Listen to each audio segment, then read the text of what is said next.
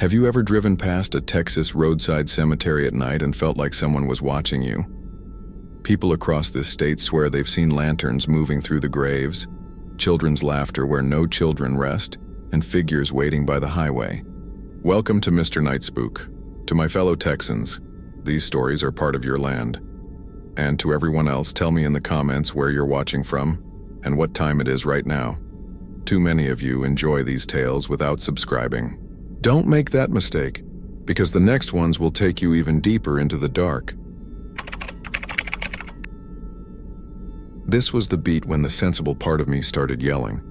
It's the same voice that whispers not to stick your hand under a machine that's older than your father. The one that knows every headline about men like you ends with, "was found at dawn." I turned and followed the strap with my palm, dragging it through the wet grass, skin buzzing. The strap disappeared under the side of a stone like a snake, reappeared a foot away, then dove again. It came up beside a cedar stump. It came up farther away, thinner now, a string in a child's kite. I hauled until it cut into my palm through the glove. I hauled until I tasted metal. Behind me, the lantern stopped moving. The space felt like the moment right before someone coughs in a church. The voice on my radio said my name again, soft and patient. The kind of patience that can outweigh rock. "Look at me," the man said. I did, because it was easier than looking at anything else. He said, "You leaving won't fix the road. It won't lock the gate. You leave with a piece of it in you, and you start carrying it for the next one. That's how the preacher keeps walking." "I don't believe in this," I said, and my voice shook. "I believe in maps and torque and a good chain. I believe in a thermos that still has heat in it. Belief is just a tool," he said. "This place uses whatever you bring. Who are you?" He tilted the lantern. The glass was fogged with breath on the inside. "What difference?" The radio clicked to life again. And this time it wasn't my daughter's voice or the worried wife. It was Lester coughing around a laugh. "You see a light? You keep going," he said, "from 2 weeks and a lifetime ago." The past unspooled like tape and wrapped around my boots. I thought, I will die right here in my practical gloves with my practical strap because I didn't know the stories were public service announcements. I ran. I didn't look noble, and I didn't look back.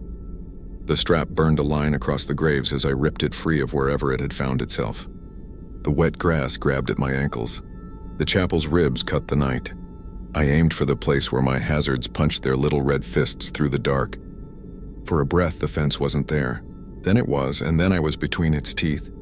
And the strap fell limp to the road like I'd been hauling my own shadow. Sound came back in layers. The electric ticking of the hazards. The precise chatter of insects.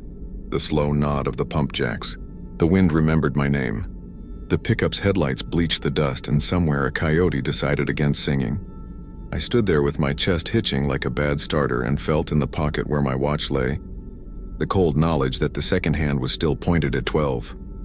The sheriff found me 30 minutes later, or 3 years, depending on which part of the country your heart lives in. He'd stopped because he saw my wrecker.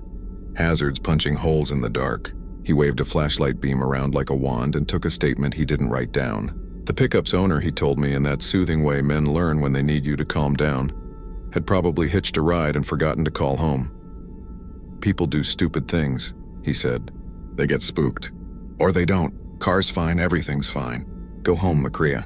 "Sheriff," I said. "The lock on the gate, who has the key?" He squinted at me. "There's no lock on that fence," he said. "There's barely a fence, I looked." The chain hung there for shape. The padlock was a scab of rust that might once have opened, but no. Longer knew how. I took the pickup back to the garage and wrote up the ticket and pretended to sleep. In the office chair until dawn bleached the world simple again. When I finally went home, the clock on the microwave blinked 12-hour, 12-hour, 12-hour. I said it. It blinked. I left it. A week after that, I stopped by the Allsups and found Lester stirring sugar into coffee he wouldn't drink. He nodded at me without looking.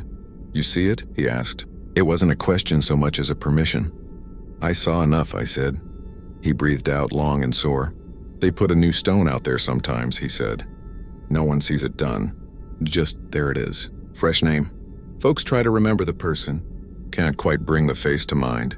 Church says we shouldn't talk about it. Talking makes roads. What if we put up a better fence?" I asked. "Cameras, lights, concrete posts sunk deep." "Buddy, he said kindly. "You think they aren't already there? Maybe they're just farther in than we want to see."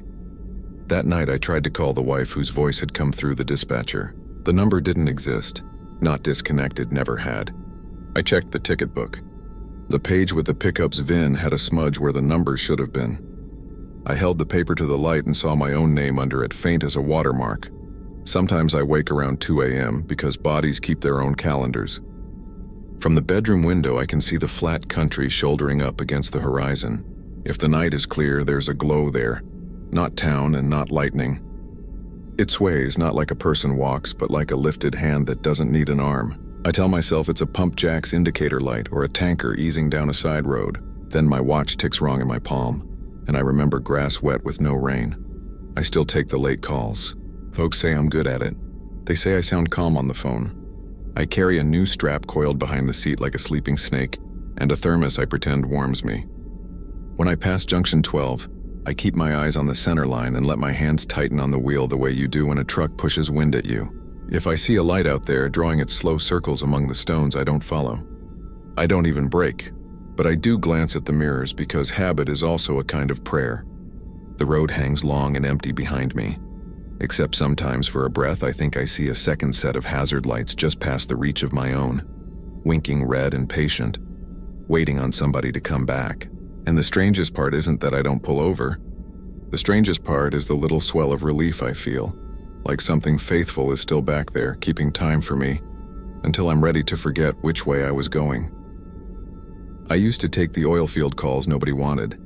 2 a.m. flats on washboard roads, jump starts behind pump jacks that coughed and nodded like old drunks. I liked the quiet after midnight, when the prairie pressed its ear to the highway and listened. I ran a battered wrecker out of a cinder block garage near Borger, a place where the wind sandblasts paint and every coffee tastes faintly of dust. Some nights the jobs were just busted belts and busted tempers. Other nights you got stories. That's how I first heard about Junction 12 and the lantern that walked in the bones of an old churchyard. Don't take the county road past the collapsed chapel, Lester told me one night over coffee at the Allsups, hands cupped like he was warming them on a campfire. Lester hauled cattle and superstition in equal measure. He wore a St. Christopher medal below a road map of scars. You see a light? You keep going. That lantern ain't for you. What is it, Lester? I tried to keep my voice light.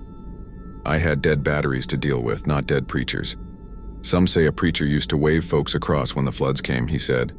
Died in a lightning strike. Lantern fell with him and kept swinging. It'll lead you off the road and through the gates. You step in, the world takes its hand off the clock.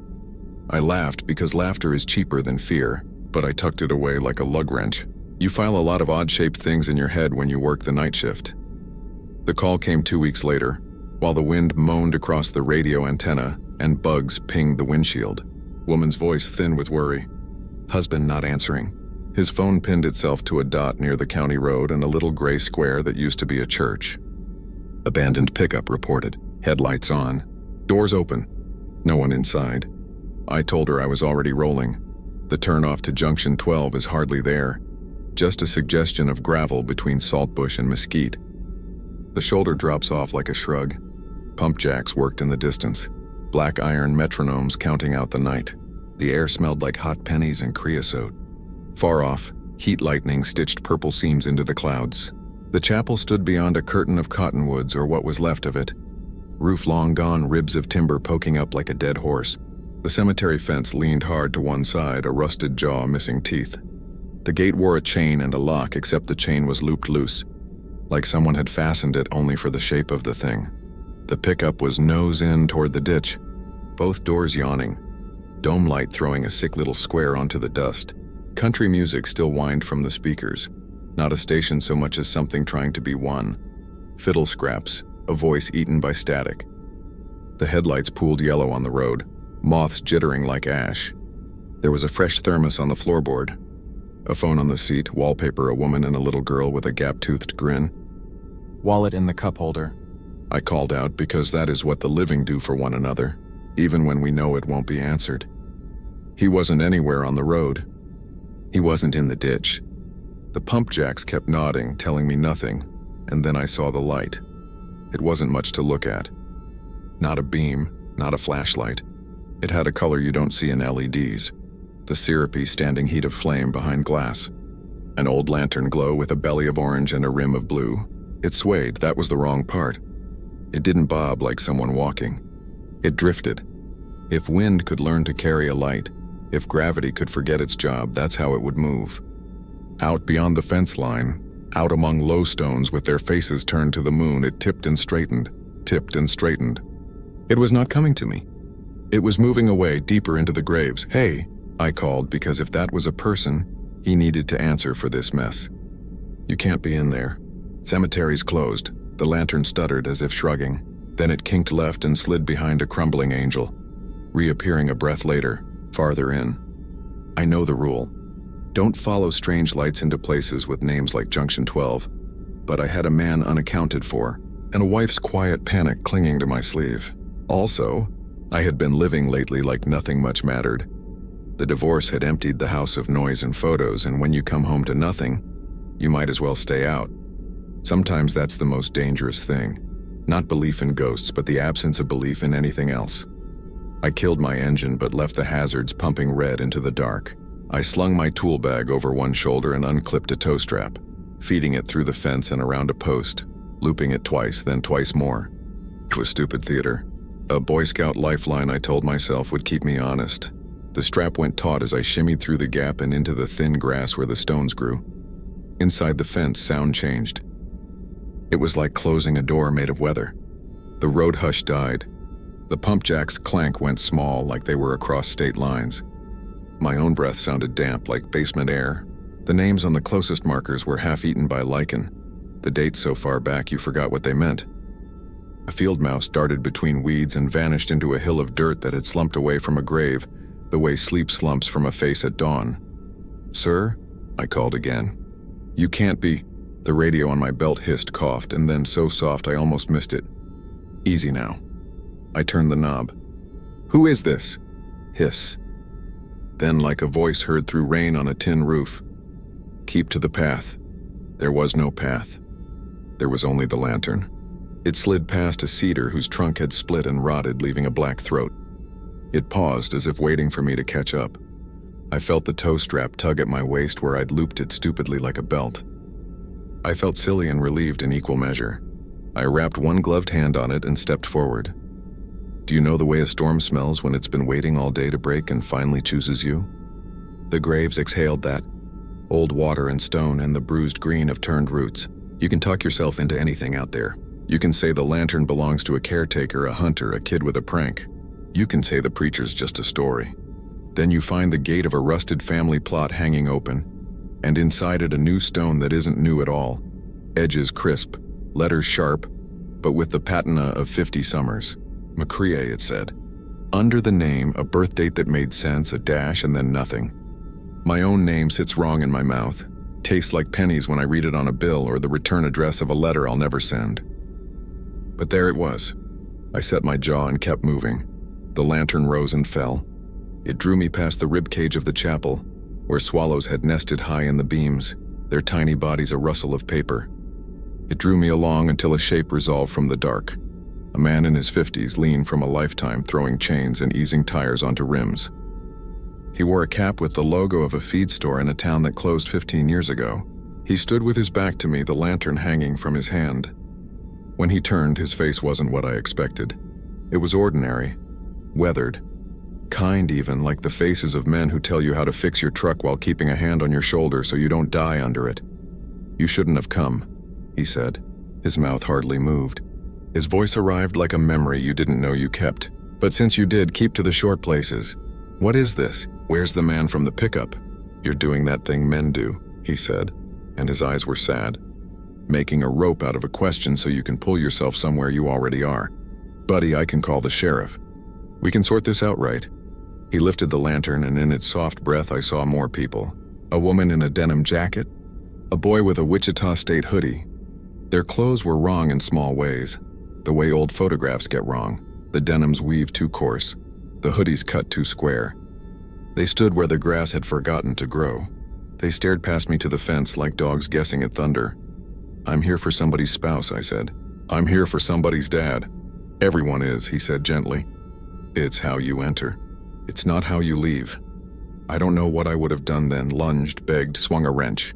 But the radio on my belt popped like a bubble, and from inside the hiss came a voice I knew better than my own. "Daddy?" it said, high and waiting and impossibly small, like it was coming from down a long hallway.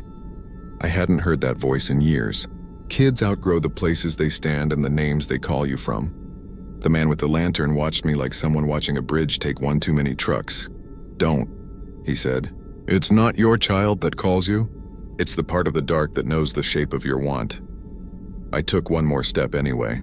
I am not a brave man, but I am stubborn in the stupid ways. The grass went wet around my boots, though no rain had fallen. The lantern's sway slowed. Not the rhythm of walking now, but of rocking like a cradle. Beyond the chapel's shadow, a patch of earth looked wrong. The black slick of turned mud without a shovel mark. It was the same wrongness you feel when a photograph is almost right, and you puzzle at it until you realize the clock on the wall has no hands. I looked at my wristwatch. The second hand had been on the 12 when I stepped through the fence. It was still there. I shook it. I pressed the crown. "Nothing, you see?" the man asked softly. Around us, the others breathed as one, the way a cornfield breathes under wind. Short places. Stepping in is a small walk. Stepping back, longer. "My line's on the fence," I said. "I can go back the way I came." "Your line goes to where you were," he said. "Not where you are." I was closing up at the feed store when I heard the wind start its old song through the grain silos, thin and piping like a kettle left too long on the burner. That sound means two things around here: storms or stories. Mr. Harlan says that's why folks in Live Oak County talk so much. You can't beat the wind, so you borrow its voice. I killed the lights, slid the chain across the door, and caught my reflection in the glass. Hat hair, tired eyes, a smear of dust across my cheek that looked like a fingerprint. I stood there longer than made sense because when the lights went out and the town went quiet, I could hear the whispering again. "Back," it said. A breath more than a word. "Back. You can't tell your boss you're jumpy because a cracked cross in a roadside cemetery won't stop calling you. You can't tell your mother you keep cotton balls in your glove box because sometimes your ears start to bead with blood like they're sweating, and it gets worse when you pretend you don't hear." So I told nobody. That's the first lie this story sits on. The second is that I wasn't scared. I was scared, and when you're scared in a small town, you do what everyone does. You get busy. There's always something that needs fixing, something that keeps your hands moving and your mind a step behind. It started a month after graduation. People think small towns throw confetti for kids who leave. Mostly we throw goodbye looks. That night we were celebrating staying. Me, my cousin Lila, and our friends Ben and Diego. We had a 6-pack of Lone Star sweating in a cooler and a bag of gas station tacos that had more ambition than integrity. The sky was a deep enough blue to swim in. Mesquite trees made black lace against it. The cattle fields on either side of the county road stretched away in low swells. The world like a held breath. Somewhere a dog barked and a bull answered in that old, patient voice that sounds like it comes from the ground. "Last stop before we turn into grown-ups," Ben said, drumming the steering wheel of his dad's battered Ford. Ben always needed to speak first, like an MC introducing a bad idea. "We're not turning into anything," Lila said. "We are the thing." Diego laughed from the back seat and shoved my shoulder. "Gabe, you still in for the dare?" "Depends on the dare," I said, though I already knew. The county road had its stories, and the biggest was the cemetery. It's not much to look at in daylight. Just a hump of earth fenced in with rusting iron, the kind with the finials shaped like spearheads. A collapsed wooden chapel sits at one end, roof caved, pews eaten by weather and termites. The graves are old, most of them. Hand-chiseled names that you have to read with your fingers because the letters are melting back into the stone. There's a gnarled live oak that leans like it's trying to listen to the dead. And there's the cross. It stands just inside the fence, crooked and cracked down the center like a lightning scar. The stone is a color I can't name. Sick white. The shade of milk in a glass that's been left out on a hot counter. People say the cross wasn't always there. One summer it just appeared, as if the ground pushed it up like a tooth. The story goes, if you touch it, it will want more. It will want you back. Ben killed the engine and the night got big. The wind wandered through the mesquite and found the fence, and the fence sang. I could smell cattle and hay and something else that might have been wet clay, or might have been old flowers left in jars too long ago to matter. Lila hopped the ditch first. She was wearing cutoffs and an old softball jersey with the sleeves ripped off, and in that moment she looked as fearless as I ever saw her. Diego came next, then me last, of course, because I was always the one who checked that the cooler was hidden and the truck lights were off, as if the county sheriff were hiding in the grass. Ben gripped the fence and jangled it. "Rules are rules. You touch the cross and say your full name. That's it, that's not it," Lila said. "You have to be polite. You say please and thank you. You don't make a mess."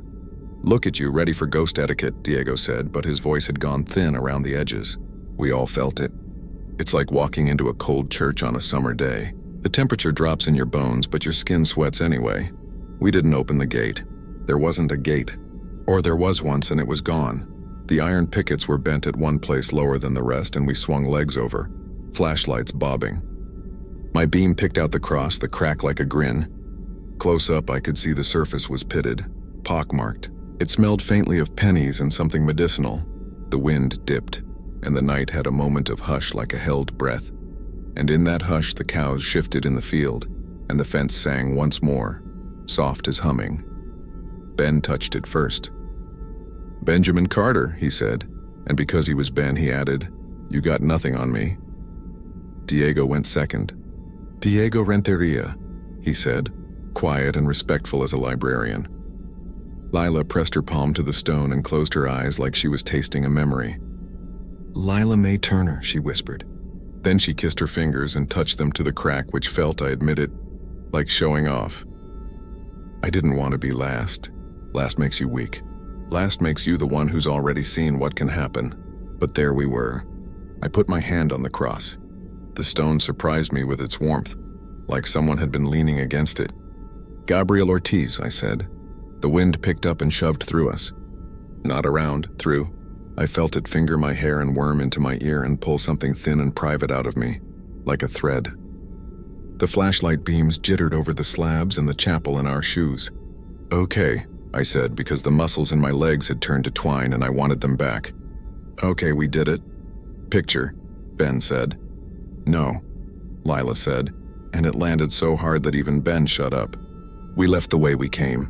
On the far side of the fence, the smell of hay returned, and the wind lost that knife edge. We drank warm beer and laughed too loud, and Ben told a story about a girl from 3 Rivers who'd once kissed him behind a baptistry. When the thunderheads rose on the horizon like slow-moving cities, we piled back into the truck and went home. At 2 in the morning, the whisper woke me. It didn't come from the hall or the window or my phone. It came from the old place in the skull where childhood prayers rub thin. "Back," it said, soft, coaxing, like my name on my mother's best day. I sat up and without thinking swung my feet to the floor. The room had that blue midnight light that makes everything feel underwater. I said no out loud, and I felt ridiculous for talking to nothing and more ridiculous for hearing an answer. A hush of wind inside the word. A promise. Back. The next morning at the store, I couldn't shake the feeling someone had rearranged the aisles in my head. Mr. Harlan asked me 3 times where the nails were before I realized he'd asked. Around noon, Lila came in for twine, eyes hidden behind big sunglasses. She never wore sunglasses. "Not even when she should. You good?" I asked. "Headache," she said. "You hear anything last night?" "What kind of anything?" I said too fast. She set down the twine and pressed her fingers to the bridge of her nose, like I was in a dream and the dream knew my name. Diego texted that afternoon. Just a thumbs up and a question mark. He never wasted words. Ben posted a selfie from the river with a caption about undefeated champions of the county, but when I zoomed in, I saw his eyes were bloodshot in that particular way that says you haven't slept, because you don't want to know what will happen if you do. The second night, the whisper brought a smell with it. Wet dirt, like a garden after someone's turned the hose on too long. "Back," it said. I stayed in bed and breathed shallow and counted ceiling cracks. At 3 in the morning, a pinprick of wet tickled my right ear. I touched it and my fingers came away red. By day 3, the town knew something without knowing what it knew. People glanced at the horizon more. They walked faster between store and truck. The wind pushed harder and the fence sang all day. A steady, thin note that made dogs bark and calves startle. Lila called, her voice small, like she was in the next room instead of across town. If you scratch inside your ear, does it make it stop? It makes it worse, I said, even though I had tried. My ear canal felt bruised, like a mouth that had been forced to smile too long. Mom says it's allergies, she said, and we both laughed until neither of us did. Ben was the first to go back. Of course he was. He posted a video at sunset, shaky phone footage, the fence, the trees, the cross-painted sherbet colors by the dying light. Round 2, he said, trying for swagger and landing somewhere south of it. The video ended with the sound of wind and Ben's breath catching, like he'd just remembered something important. We didn't see him the next day. His dad came into the feed store, bought salt blocks and a coil of wire, and didn't mention anything. That's a trick older men around here have. They can pretend a thing isn't happening by body language alone. But that evening, the sheriff's SUV eased down the county road, and the next morning it eased down again. My phone said nothing. Diego stopped texting. Lila sent me a photo of the cross at noon, the crack dark as a mouth. No caption. On the 4th night, the whisper wasn't polite. It didn't ask, it told. Back in a voice that made my teeth ache. The blood came faster, warm in my ear, and the pressure behind my eyes made the room tilt. I shoved cotton into both ears and lay there like a kid with a cold, and the whisper found a way around, pouring through bone. My mother knocked on my door and asked if I wanted tea. Another lie, I said I was fine. I drove out to the cemetery at dawn because I wanted to prove something to myself, though I couldn't say what. The fields were silvered with spider webs, each one beaded, as if the night had rained only in threads. The cattle lowed anxious. The fence hummed. I put my palms on the iron and felt a vibration that wasn't wind. It felt like a throat trying to sing around a sob. I wasn't alone. Someone stood just inside the fence, facing the cross. For a second I thought it was Ben, but the shoulders were wrong. It was Diego. He didn't turn when I said his name. He reached out and touched the stone with both hands, like a man warming his fingers at a fire. He said something I couldn't hear. Then he pressed his forehead to the crack. He stayed like that too long, and then longer than that. And when he finally stepped back, the line on the stone looked darker, wet, and his forehead had a little crescent mark, and I realized he'd cut himself, not deep, but honest. He turned, and his eyes were bright and empty as a winter sky. "It's easier if you go," he said. "I won't," I said. And even I heard the lie in it. He smiled in a way that didn't reach anything. "You will?" We didn't see Diego after that. His mother said he'd gone to San Antonio for work. Folks nodded and didn't ask what work. That afternoon, a girl in the next town over crashed her car into a ditch and swore she'd swerved to miss a man, carrying a stone cross on his back like the world's worst parade. At church on Sunday, the pastor said faith is not a feeling, it's a choice. The choir was 3 voices short. The fence sang under the sermon. By the end of the week, Lila's texts were falling off the edge of sentences. "Can you smell dirt in your sink? If I sleep in the tub, I can't hear them as well. What's the opposite of a lullaby?" I went to her house and sat on the floor of her room with the fan on high. We spoke like kids at a sleepover, trying not to wake the grown-ups. She had tissue stuffed in both ears. Her eyes looked rubbed raw. "There's a word I keep thinking of," she said. "Not a word, a shape. Like those mazes we did in 2nd grade. If you keep your finger on the wall, you can find your way out." "Then keep your finger on the wall," I said. "It's the wrong maze," she said. That night, the whisper came with footsteps. I heard them on the porch, then in the hall, then in my room, though the door never opened. The sound of boots stepping careful on old wood. A pause by my bed. The smell of wet clay. I rolled over and saw nothing, but the place in the air where someone had been was colder. "Back," the room breathed, and I understood then that it wasn't a voice alone. It was many. The word was a rope they were all pulling on. I lasted one more day. I patched a fence on the edge of a field where the cows had figured out a loose strand, and my hands shook so badly, I wrapped a T-post with wire that cut my palm. The blood looked brighter out there under the hammering sun. When the wind rose, it slapped dust across my face, and the taste of it was old and mineral, like licking the back of a photograph. I drove to the cemetery at sunset because I didn't know what else to do. The world had narrowed to a hallway, and all the doors were shut except the one with the crack of light under it. The cross waited. It remembers hands. I knew that the way you know which floorboards squeak in your house. I stepped over the bent place in the fence and my foot caught and I went down hard, palms in grit. The earth smelled like a damp basement. I stood, and this time I didn't announce myself, didn't say please or thank you. I put my hand on the stone and leaned my head against the crack and felt the warm seam like a pulse. The voices were right there, not in my ear but everywhere, like being inside a bell. I could hear Ben, I swear it. I could hear the shape of his laugh. I could hear Diego's careful, steady voice. Others too, a crowd murmuring a single simple word. Back. Not a command anymore. A place, come back. I don't remember deciding to give blood. I only remember the feeling of being a stubborn child who realizes he's lost and finally takes the offered hand. My forehead pressed harder. The stone felt soft for an instant, the way a tooth does in a bad dream. When I stepped away, there was a crescent mark on me that throbbed in time with my heart. The pressure in my head eased like a storm moving off. The wind slowed. The fence sang a different note, satisfied almost. The smell of clay receded. I thought I had won. I went home and slept dreamless for the first time in a week. In the morning, the cotton balls in my glove box looked foolish. The store lights buzzed a normal buzz, and Mr. Harlan whistled an inappropriate tune. Around noon, as I was stacking feed, I heard a whisper again, thin as thread. Not back, not a word I knew.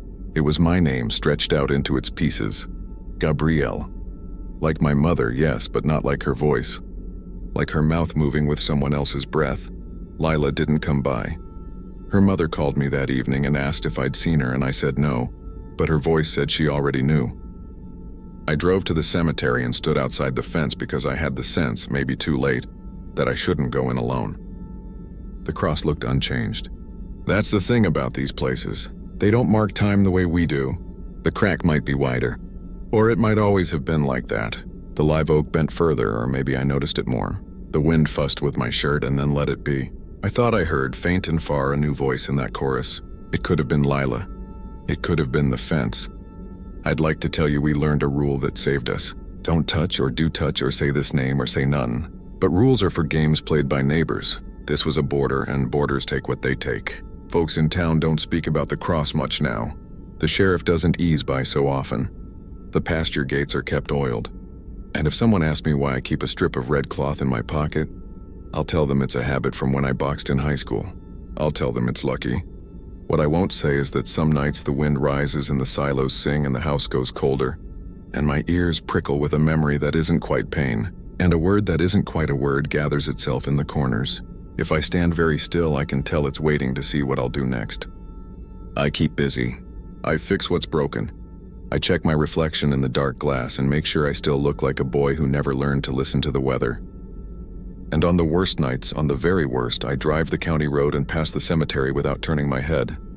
And the fence makes its thin, satisfied prayer behind me, and I feel the pull in my bones like the tide feels the moon. The cross has all the time in the world. It knows I'm not done going back. The first time I heard the story, it was over a paper cup of truck stop coffee that tasted like it had been filtered through a tire. Guy named Ray told it. The kind of man whose face looks like it's been left on a dashboard all afternoon. Red, lined, wind-burned around the eyes. We were in a booth that had a split in the vinyl shaped like the state of Oklahoma. Freight dogs talk. About loads, weather, where the highway patrol nests like hornets.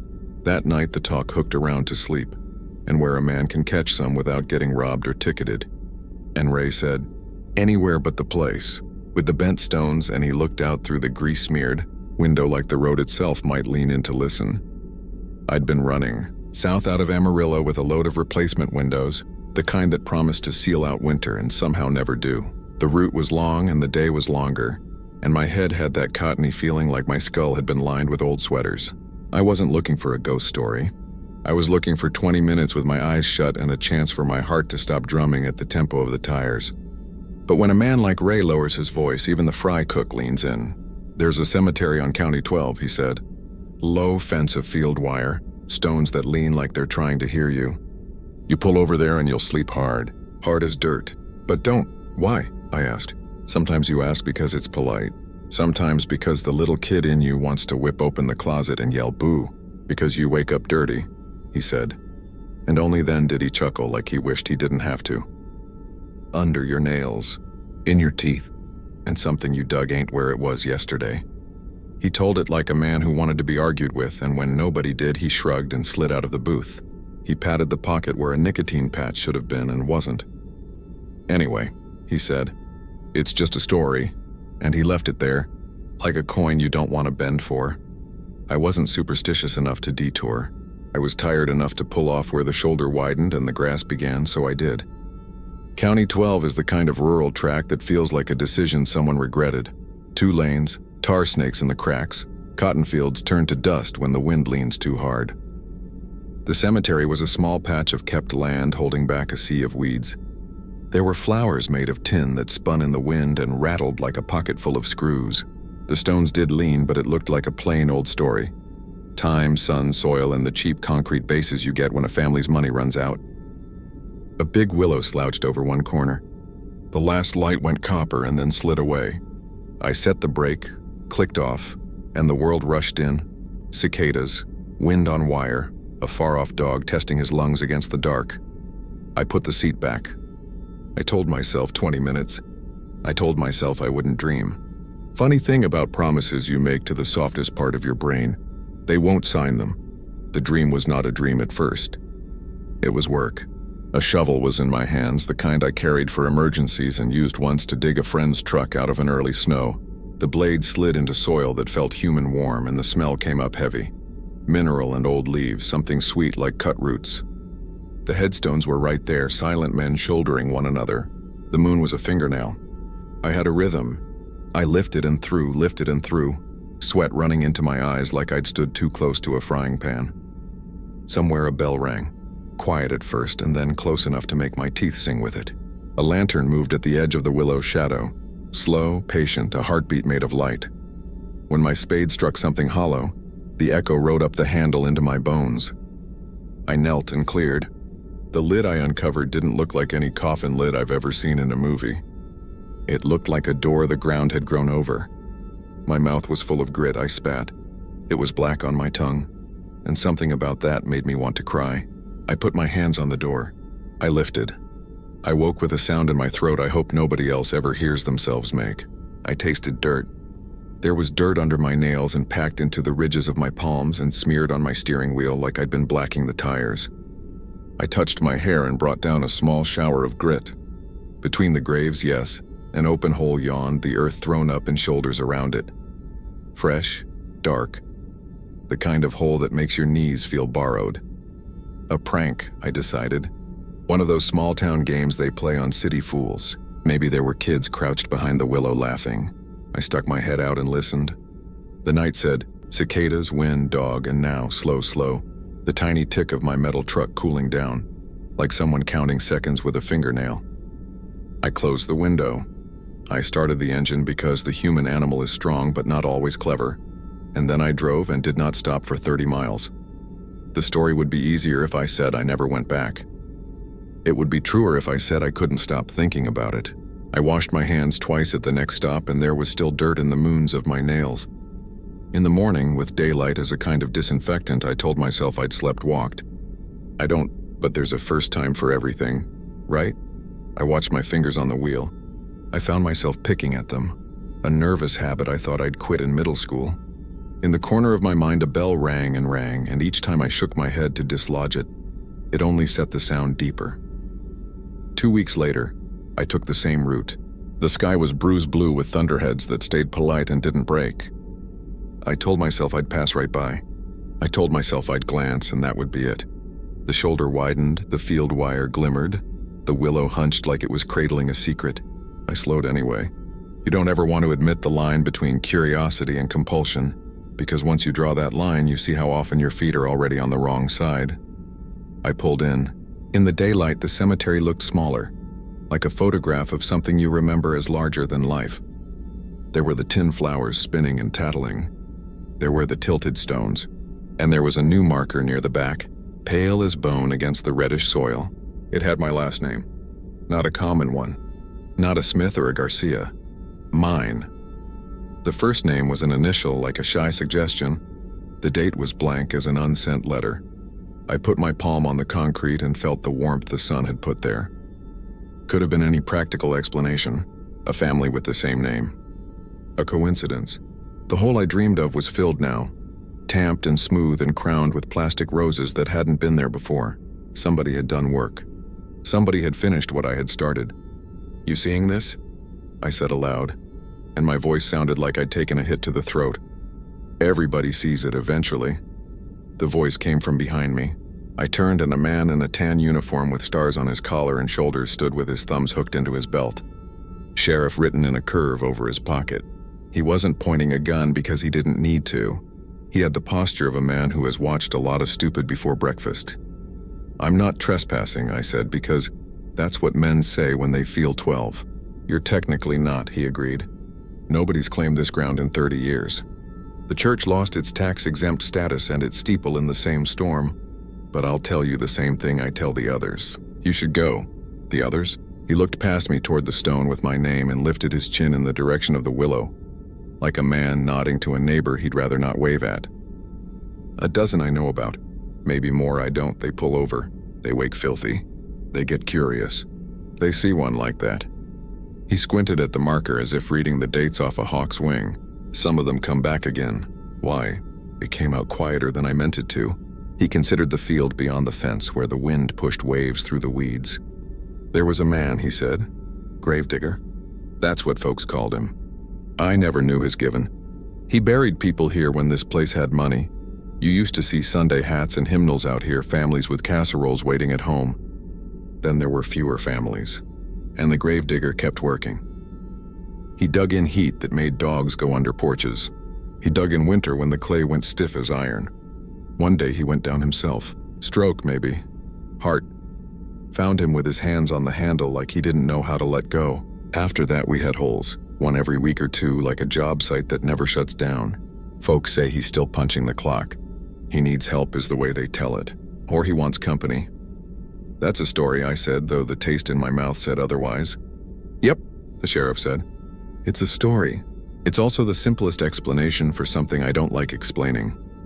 He hooked a thumb toward my name. "If I were you, I'd make a different turn next time." "Does it help?"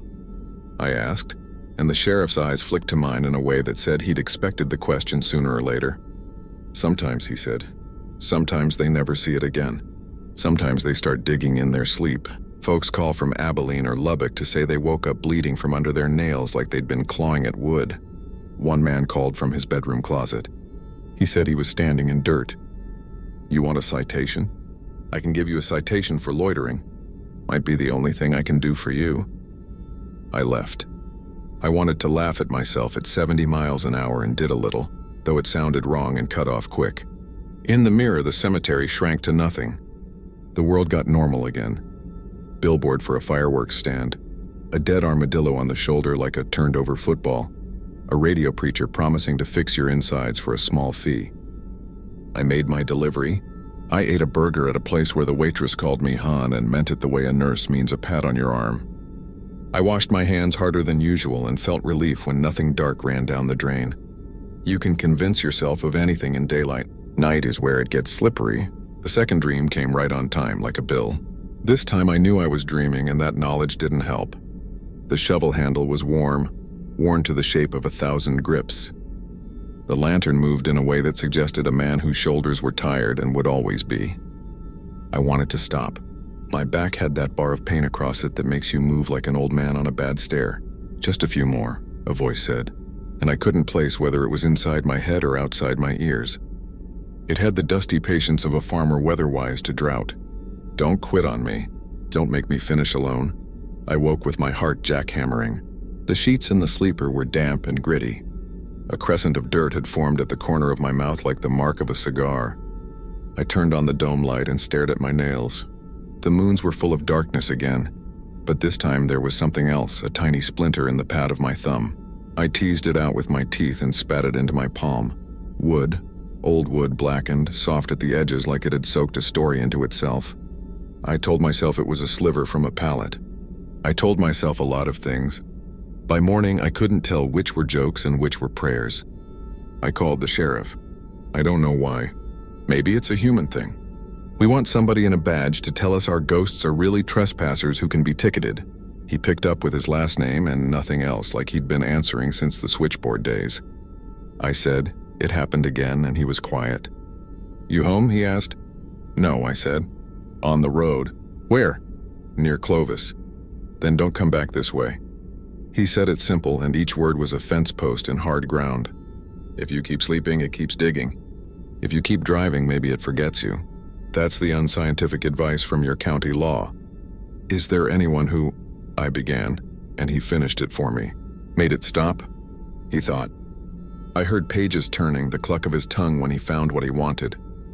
There was a lady, school bus driver. She stopped by during a storm. She went back once, saw her name. Decided she wouldn't give it another inch. She started sleeping with the lights on. She picked rooms in motels as far from the ground as she could get. Top floor next to the ice machine. She drank too much coffee. She called friends and kept herself talking until her voice got hoarse. After a while, her hand stayed clean. He paused. She moved to a city with no visible stars, he added softly. Sky glow like a lid. Maybe that helped. Maybe, I said, and I thought of the lantern, the way it moved. The promise in the steady swing, not menacing, just inevitable. I changed routes. I took deliveries that bent me away from County 12. I slept in lots with cameras on poles and sodium lights that made everything look the color of old teeth.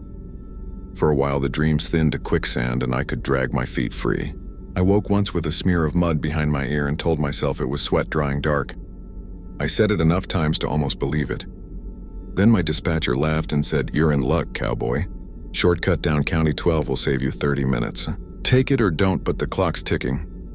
He wasn't the sort of man to believe in anything softer than a deadline. I stared at the route. There are decisions you can feel even as you're making them.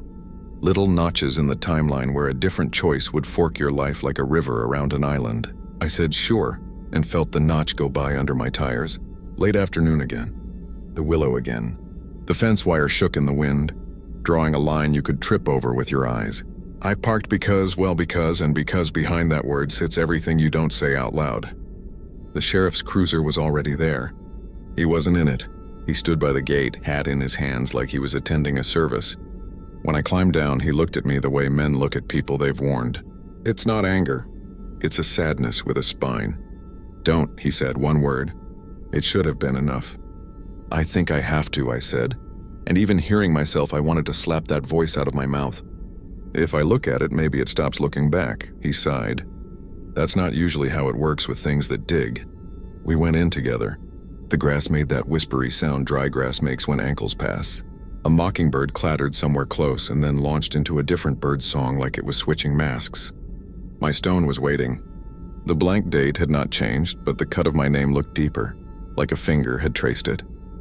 I licked my lips and tasted old pennies. Tell me something true, I said to the sheriff, surprising myself. Something ugly. He turned the hat in his hands. Ugly truth? Some holes don't want filling. They want company. I nodded like I understood. Maybe I did. The bell started then, somewhere far and then near enough to set my teeth on edge. The light under the willow lifted, the lantern inhaling and exhaling. It helps to say no, the sheriff said quietly. It helps to get in your truck and drive until your hands stop shaking. It helps to sleep like hell for a while and live anyway. Has anyone ever... I didn't know how to finish. Climbed down where the door is? Pulled the gravedigger up? Shut it for good? He shook his head. I don't know what's down there that isn't down there in all of us. His voice went so soft I almost missed it. The wish to rest.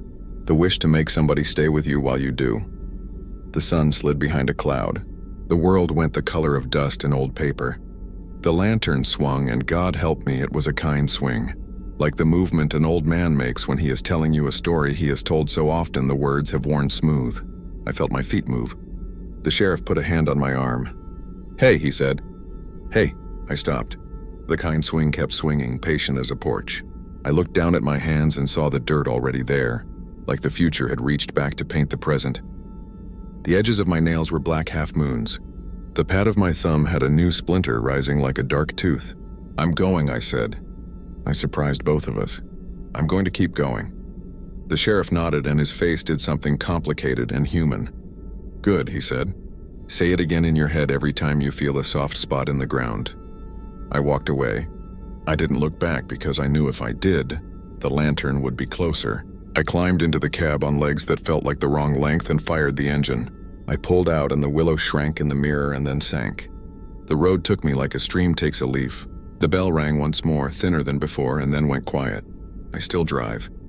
I still sleep, though I keep to second floors and bright lots when I can. Some mornings there's grit in the corner of my mouth. Some nights I dream of doors that are also lids. I keep a small brush in my glove box and scrub at my nails at stoplights like a vain man in a mirror. Sometimes I pass a cemetery and it looks like any patch of kept land in a careless world. Sometimes I hear the rhythm of a shovel and the white noise of the highway and have to turn the radio up to drown it. I don't know if there will be a day when I miss a turn and find myself on County 12 by mistake or design. I don't know if the blank space after my name will ever catch a date like a glove catches a ball. I do know this. There are places where the ground remembers the weight it is owed, and there are men who are tired enough to listen. When the wind is just right, the sound the wire fence makes is almost like a voice saying, keep, keep, keep. If you pull over by the bent stones, sleep hard if you must. But when you wake up gritty and the bell begins, don't follow. Don't help finish a job that isn't yours. Someone down there has been working a long time, and work, like rest, is contagious. Some nights I think I can feel the handle of a shovel leaning gently against my door. I don't open it. I say the sheriff's word in my head until it becomes a small, stubborn prayer, no, no, no, and in the dark, something very patient keeps swinging its light, waiting for me to get tired, waiting for me to be kind. I used to think I knew that stretch of Highway 16 the way a farmer knows the backs of his hands, every culvert, every slump in the asphalt, that blue mailbox that leans like it's got a bad hip. When my phone pings at odd hours, I'm usually the one who rolls out. Volunteer fire, small engine repair, tow jobs for the county when someone takes a curve too brave. Nights I like, the hum of the tires, the syrupy radio, black fields breathing. You're alone but not lonely. You can see your life reflected in glass when you stop for gas. A man in his 40s with oil under his nails and a coffee he doesn't need. Ordinary as chewing gum. That's where it starts. It was a Tuesday late in summer, the kind of hot that lingers after the sun's gone, heat still coming up out of the dirt like the ground is sighing. I'd pulled a 16-foot boat off a ditch by the river, the owner full of apologies and beer breath, and was headed home with the empty trailer rattling behind me. At mile marker 47, the road buds into a wider shoulder where folks sometimes park to stretch, smoke, hit the barbed wire fence to stare at the cows on the other side. There's a cemetery tucked back there. Parson Grove, though nobody's kept a parson or a grove there in 50 years. It's a patch of field ringed with cedar and mesquite, wildflowers stubborn in spring, grass burned thin by August, stones sunk like teeth in old gums. I never thought much about it. We've got more dead than living in this county, and they need somewhere to be. My headlights caught movement and I tapped the brakes, more reflex than thought. Kids. 3, maybe 4 at first, then more. Not in Little League uniforms or choir whites, but in mismatched clothes. Windbreakers with broken zippers. A dress that might have been white once. Knees dirty. Hair sticking to foreheads. They darted between the stones like the cemetery was a schoolyard, ducking and popping up. Laughing the high, mean laugh kids get when they chase each other and don't worry about consequences. One waved. I remember that detail clear as glass. A girl no older than 8 with a cowlick and blue plastic. Barrettes could have been bought at $1. General lifting her arm and wiggling her fingers like she knew. Me, you tell yourself what all decent folks tell themselves, lost kids. In trouble. They needed an adult. I pulled onto the shoulder, felt the crunch of gravel under my tires, and killed the radio so the night could talk to me better. Crickets. The metal tick of my engine cooling. The far-off wheeze of some pump at a ranch. When I opened the door, the heat slid in like a second shirt. Hey, I called, and it was halfway a joke because kids at night in a graveyard felt like something that belonged to stories, not to me in my tired boots. Who's out there? You okay? You hurt? They went still. That's the part that sticks, how they froze as if my voice had thrown a net over them. You can tell when kids are playing too hard and someone gets scared. This wasn't that. Their heads turned all at once, a school of fish catching a light. I saw faces, thin, dirt-smeared openness turned just a degree too far toward blank. Then almost together they smiled. The girl with the barrettes took 2 skipping steps toward me, then hopped behind a fallen obelisk, peeking as if to check how brave I was. I put my hands where they could see them. It's like I'd learned to do on late-night traffic stops so nobody gets jumpy. I'm Evan, I said, because names mean something and sometimes that's all you can offer. What are your names? You kids live around here. Catch, one boy said. His voice was a thread pulled through a needle. He kicked a clod of dirt to see if I'd chase it. Another boy twirled. arms out like he was letting wind choose his direction. The girl laughed. Not cruel, just hungry I did the dumb thing. I told myself it wasn't dumb. I told myself I'd hate waking up and reading about it on Facebook. Kids found overnight, no adult stopped. And told my legs to push through the tall grass that brushed against my jeans. By the time I reached the sagging gate, they were farther back among stones that leaned like tired men. The metal was rough under my palm. I stepped over the chain someone had looped through as an afterthought, and the smell hit me. Sweet, damp soil, worms, the salt of old water. That summer in the county. That's not the strange part. The strange part was the way the air felt, like the whisper right before a storm you can't yet hear. Where are your folks? I asked. It's late. You'll get snake bit out here. No answer. The girl with the barrette squatted and drew something in the dirt with a twig. The others fanned. They were circling without turning, like their bodies knew the shape they wanted us in. I put a foot down and sank an inch, then two. The ground wasn't water, not quicksand, but it held me a shade too long. I eased back, heart tapping my ribs, and a little voice, the kind you're right to obey, said, "Enough." I lifted my hands higher, palms out. Okay, I tried lighter. Game's over. I'm going to call the sheriff. He can get you. A hum rose, a chorus in a throat. The kids giggled. The girl stood and tossed her twig like a baton. You can't call, she said, and I didn't understand until I remembered my phone sitting in the cup holder, glowing like a lighthouse with the door ajar. Behind me in the cab, motion shifted. Have you ever felt a house settle in a hard wind? That complaining creak in the bones of a place you thought you could trust? The truck made that sound.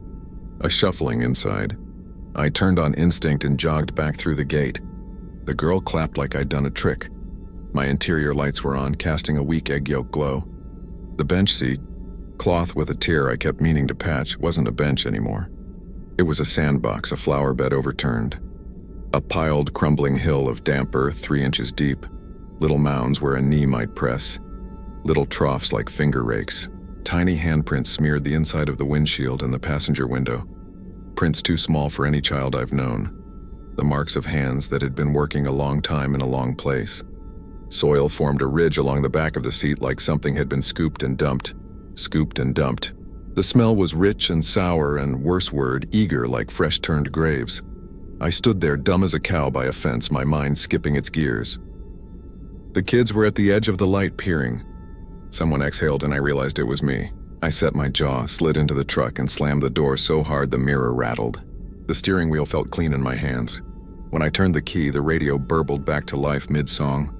A love ballad made obscene by the moment. Gravel spit under the tires as I peeled out. Mud flinging from the wheel wells. In my rear view, the kids didn't chase. They didn't wave. They watched like I'd failed a test I hadn't realized was being graded. The dirt took forever to clean. I vacuumed and shop vac'd and used that enzyme spray meant for dogs. You think you've got it, and then sunlight finds a line in the mat where your brush missed. The handprints didn't come off for 2 days. I scrubbed until my knuckles went raw. I didn't tell anyone, not then. You say this kind of thing out loud and it sounds like you're asking for attention. I did tell myself I wouldn't pass that way again. But our county is in the habit of sending you where you'd rather not go.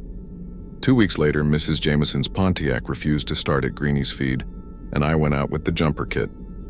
Took 16 again because it was fastest. Maybe because a part of me wanted to look at the place in daylight. See my own foolishness reduced to hog tracks and shadows. The sun was a bully on the hood, heat shimmering up in waves. When I came even with the marker, my eyes did what they do. They dragged to the right, like you look at a sore tooth without meaning to. There was a new plank stuck in the dirt just inside the fence line. Not a proper stone. Someone had taken a board and planed it quick, sanded enough to keep from splintering. The nameplate tacked to it was clean brass. I wouldn't have seen the letters if the light hadn't slid across them just so. They didn't spell Evan, which would have been too on the nose. They spelled Keller, my last name, stamped neat like a dog tag. It wasn't a coincidence, not in a county where there are only 3 Kellers in the phone book, and 2 of them are me and my brother. Beneath it, smaller letters had been started and left unfinished. Just the ghost of a first name. The little metal punched D, like the hammer had been lifted mid-stroke. I stopped the truck with both hands. Do something brave or something stupid. Same branch on the same tree. I got out. The heat smelled like baking pennies.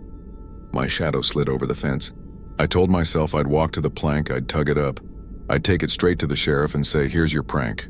The grass whispered around my boots. No laughter this time, only a meadowlark and the drone of a grasshopper somewhere insistently alive. The plank was solid in the ground, more solid than it had any right to be given its baby root. The brass letters were new, the screws catching the sun with that blue glint Fresh Hardware has Keller, and below it, D. Not my name then. Not necessarily. Could be my brother Dave. Could be my dad, though Dad got Florida in his head and ran off after oranges 30 years ago. Could be a joke, I told myself. Some kid who'd seen the name on my truck door. My mind went making up safer stories like a mother guessing at explanations. I pulled. The board didn't budge. "You shouldn't," someone said behind me. I half-turned, palms skidding splinters. Sheriff Boyd is a man bred like a barn. Wide, useful, a hat that keeps both sun and rain off. And he stood with his thumbs hooked in his belt as if we were discussing fencing. His car ticked, cooling. "You shouldn't pull it," he said again, softer. "If you pull it, it goes in deeper." Who did this, I asked. Whoever's having a laugh has got a mean sense of humor. "Been a lot of those lately," he said, and his eyes slid to the stones as if they didn't deserve full attention. Names, little boards. People driving past at night, stopping to be neighborly. Most don't get the treat you did with the dirt. Most just feel a tug.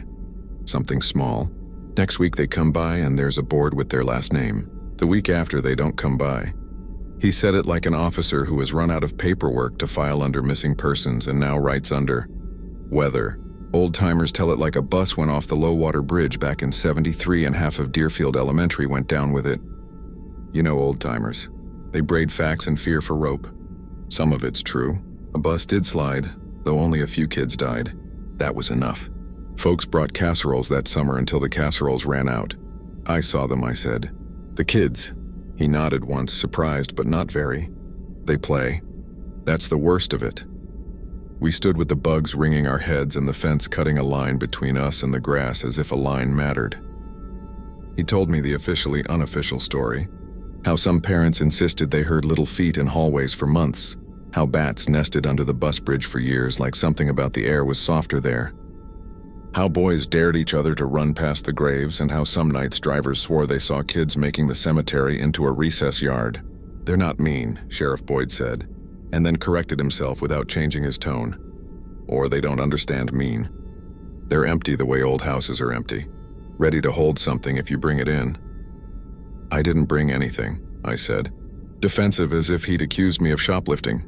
"You brought yourself," he said. "Sometimes that's enough." I left the board where it stood.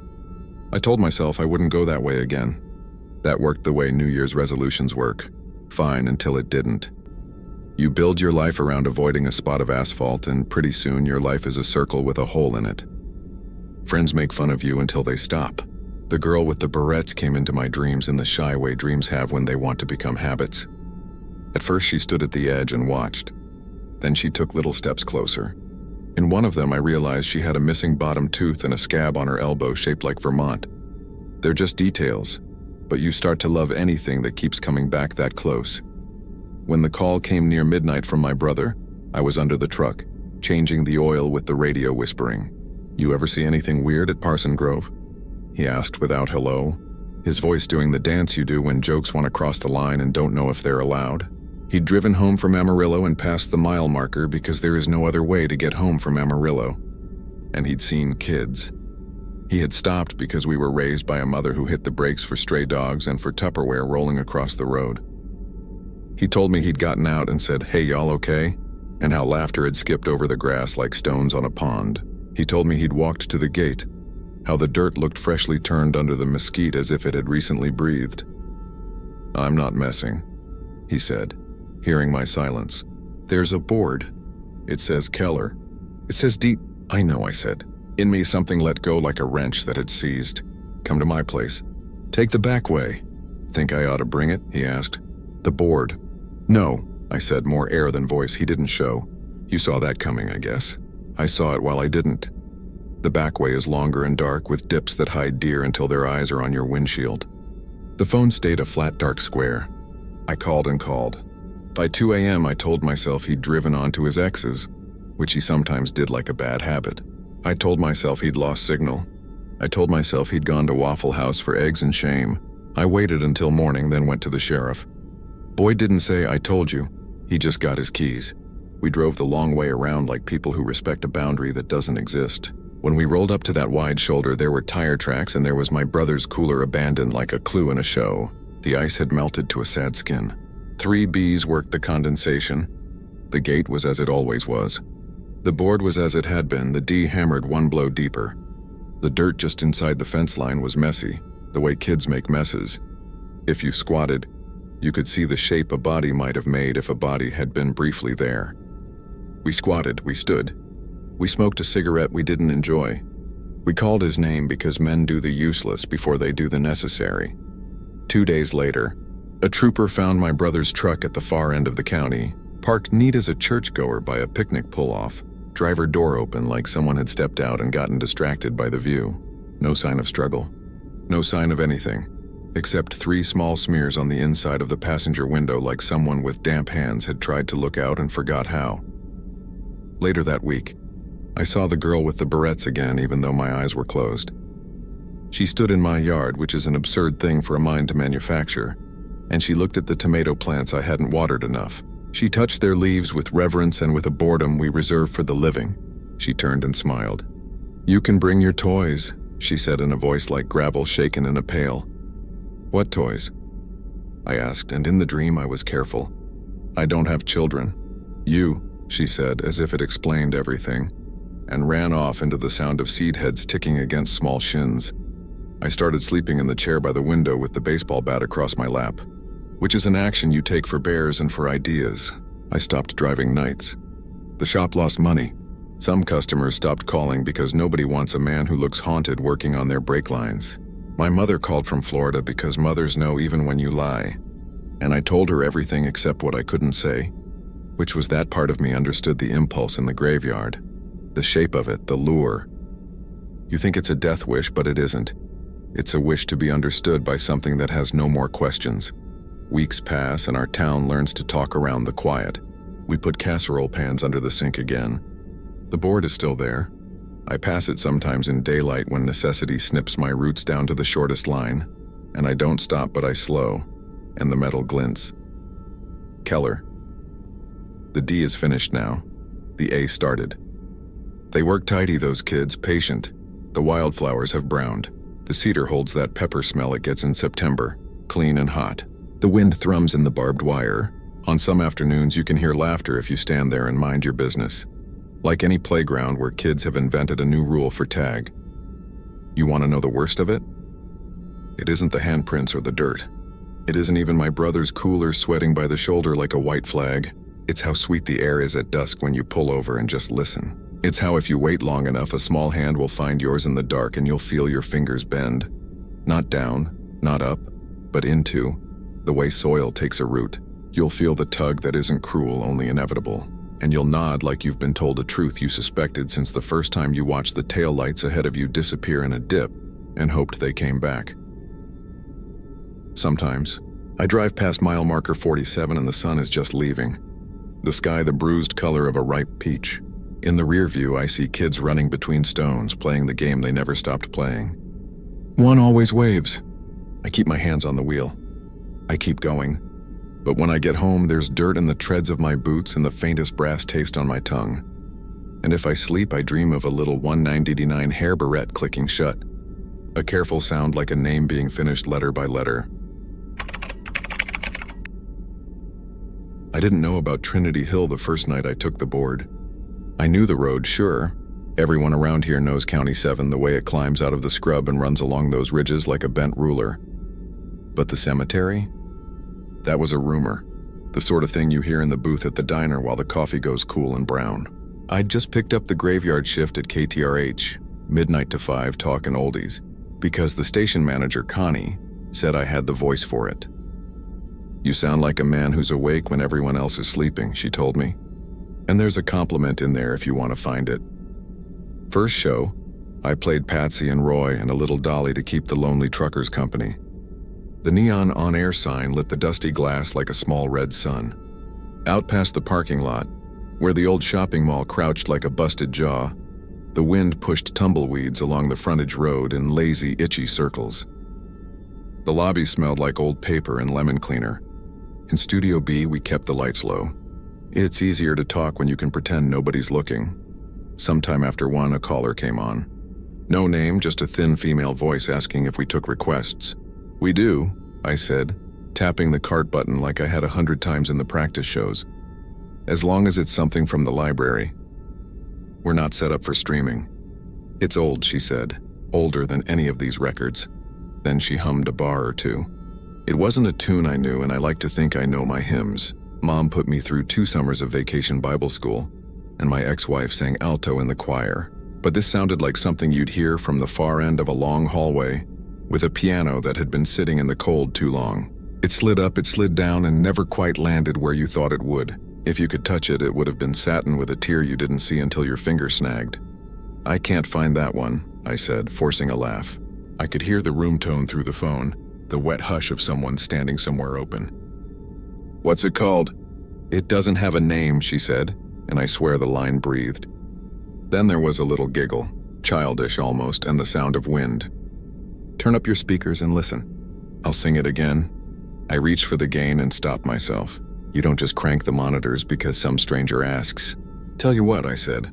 "We'll go to a spot, and if you want to hum it under the break, maybe we can—" The line went dead. I kept on. That's what you do when you sit in a glass room with the rest of the town sleeping. Keep on, keep the needle between the posts. Give people something gentle. At 2:30, Sheriff Ben Ortega came by for his usual cup. He isn't big on coffee, but he likes to talk. He leaned in the booth doorway and watched the record turn, tapping a forefinger on the door jamb. "You hear it yet?" he asked. "Hear what?" "Never mind." He made a face like he'd said more than he meant to. "You got any of that powdered creamer?" He left with a styrofoam cup and a slice of yesterday's donut. I watched his taillights drift toward the highway like 2 little floating berries. When the show ended, I drove home with the window down, the night blowing in with that warm, grainy smell you get before a dust storm, like somebody shook a rug in the next room over. I didn't hear the song in the car. I didn't hear it unlocking my door. I didn't hear it while I was standing at the sink, staring at the cracked grout while the tap hissed. I heard it when I lay down, eyes closed, and the apartment made all its little settling noises. It came from the next room, or the next over. It wasn't my radio. It wasn't a neighbor's TV. It was a woman's voice, not loud, but so clean you could see the shape of her mouth when she hit the notes. It reached through the wall with long fingers and combed my hair back from my face. A hymn without a name. I thought I could smell rain on hot dirt. I got up and checked the kitchen. Nothing. I turned on the fan and the bathroom light. Still, the melody wove through the fan blades like it had been waiting for them. Around 3, I slept a little. The next night at the station, Ben came back, and this time he sat. He didn't drink the coffee.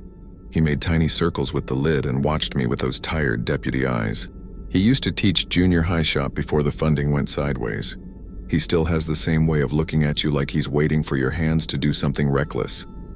"You heard it," he said. "I hear a lot of things up here." I told him about the caller and the humming. I didn't tell him about lying awake while the melody slithered under my door like a draft.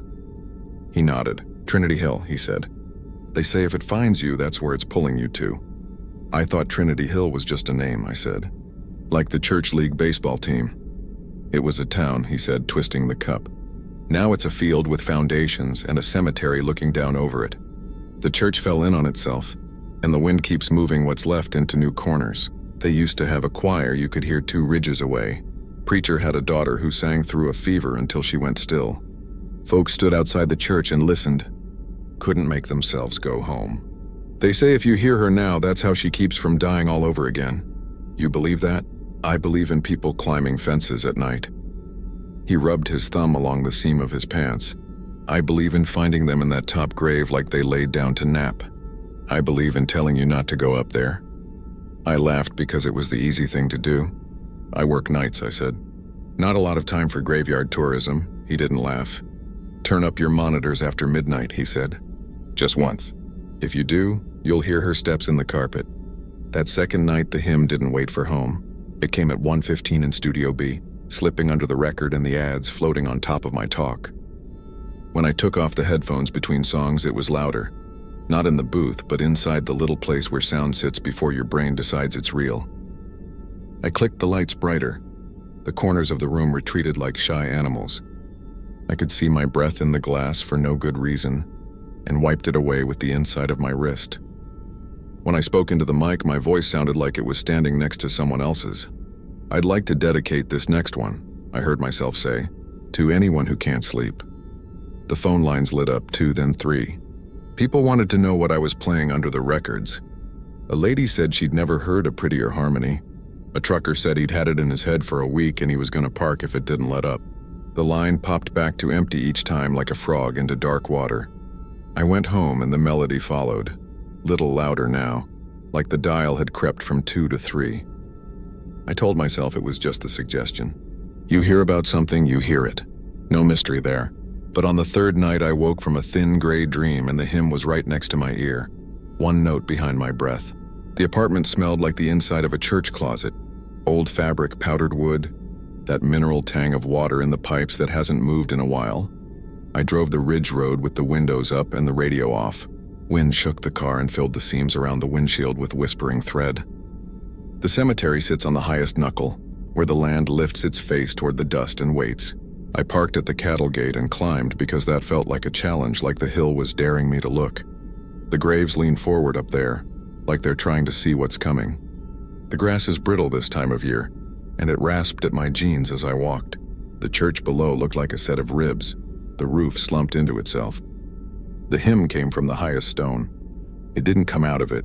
It came off it like the sound the wind makes when it runs a finger around the rim of a bottle. "Don't," Ben said behind me, and my heart did a thing I won't show you because it wasn't dignified. He was at the gate, one hand on the post. "I saw your car. Figured I'd check on you." "I just wanted to see," I said, and that was true. When a thing is under your bed, you either pull the covers over your head and let it grow teeth, or you lean down and lift the bedskirt. "It's not that loud up here," I said, and it wasn't. It was bearable, like a neighbor's late TV. "It's always quietest where it starts," he said. "It saves its voice for later." We stood there while the air went colder without any help from the sky. I could see the valley and the pale threads of the old streets, the square where the church used to sit. I could see the wind lift a veil of topsoil and carry it to the next county.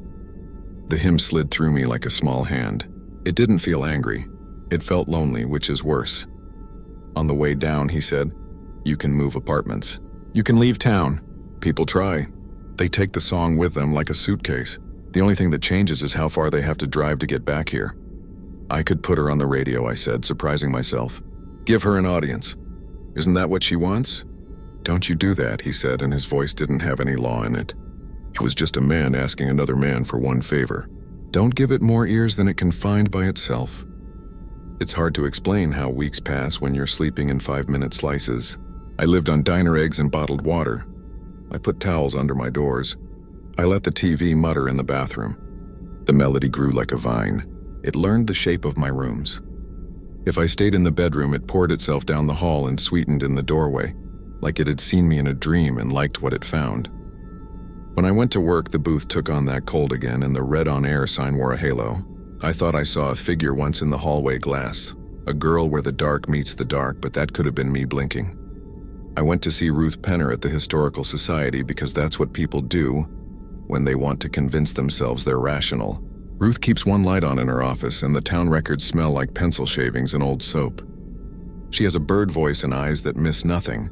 When I told her about the hymn, she pulled a folder and laid out yellowed paper like a dealer. "Trinity Hill Choir," she read, tapping a column. "Harvest Service, 1943. Solo by Miss L. Avery, aged 17. Another one. Town Picnic soloist Miss L. Avery. She wasn't the preacher's daughter, though. That was a fiction. She was the undertaker's. People like to blame a preacher. Makes for a cleaner story. Did she die of a fever? Typhoid came through the camps that summer. But you know, the thing that stays, it's not the fact." Ruth looked past me to the dark window where the dust had etched tiny question marks in the glass. "It's the song." People stood outside that church and cried.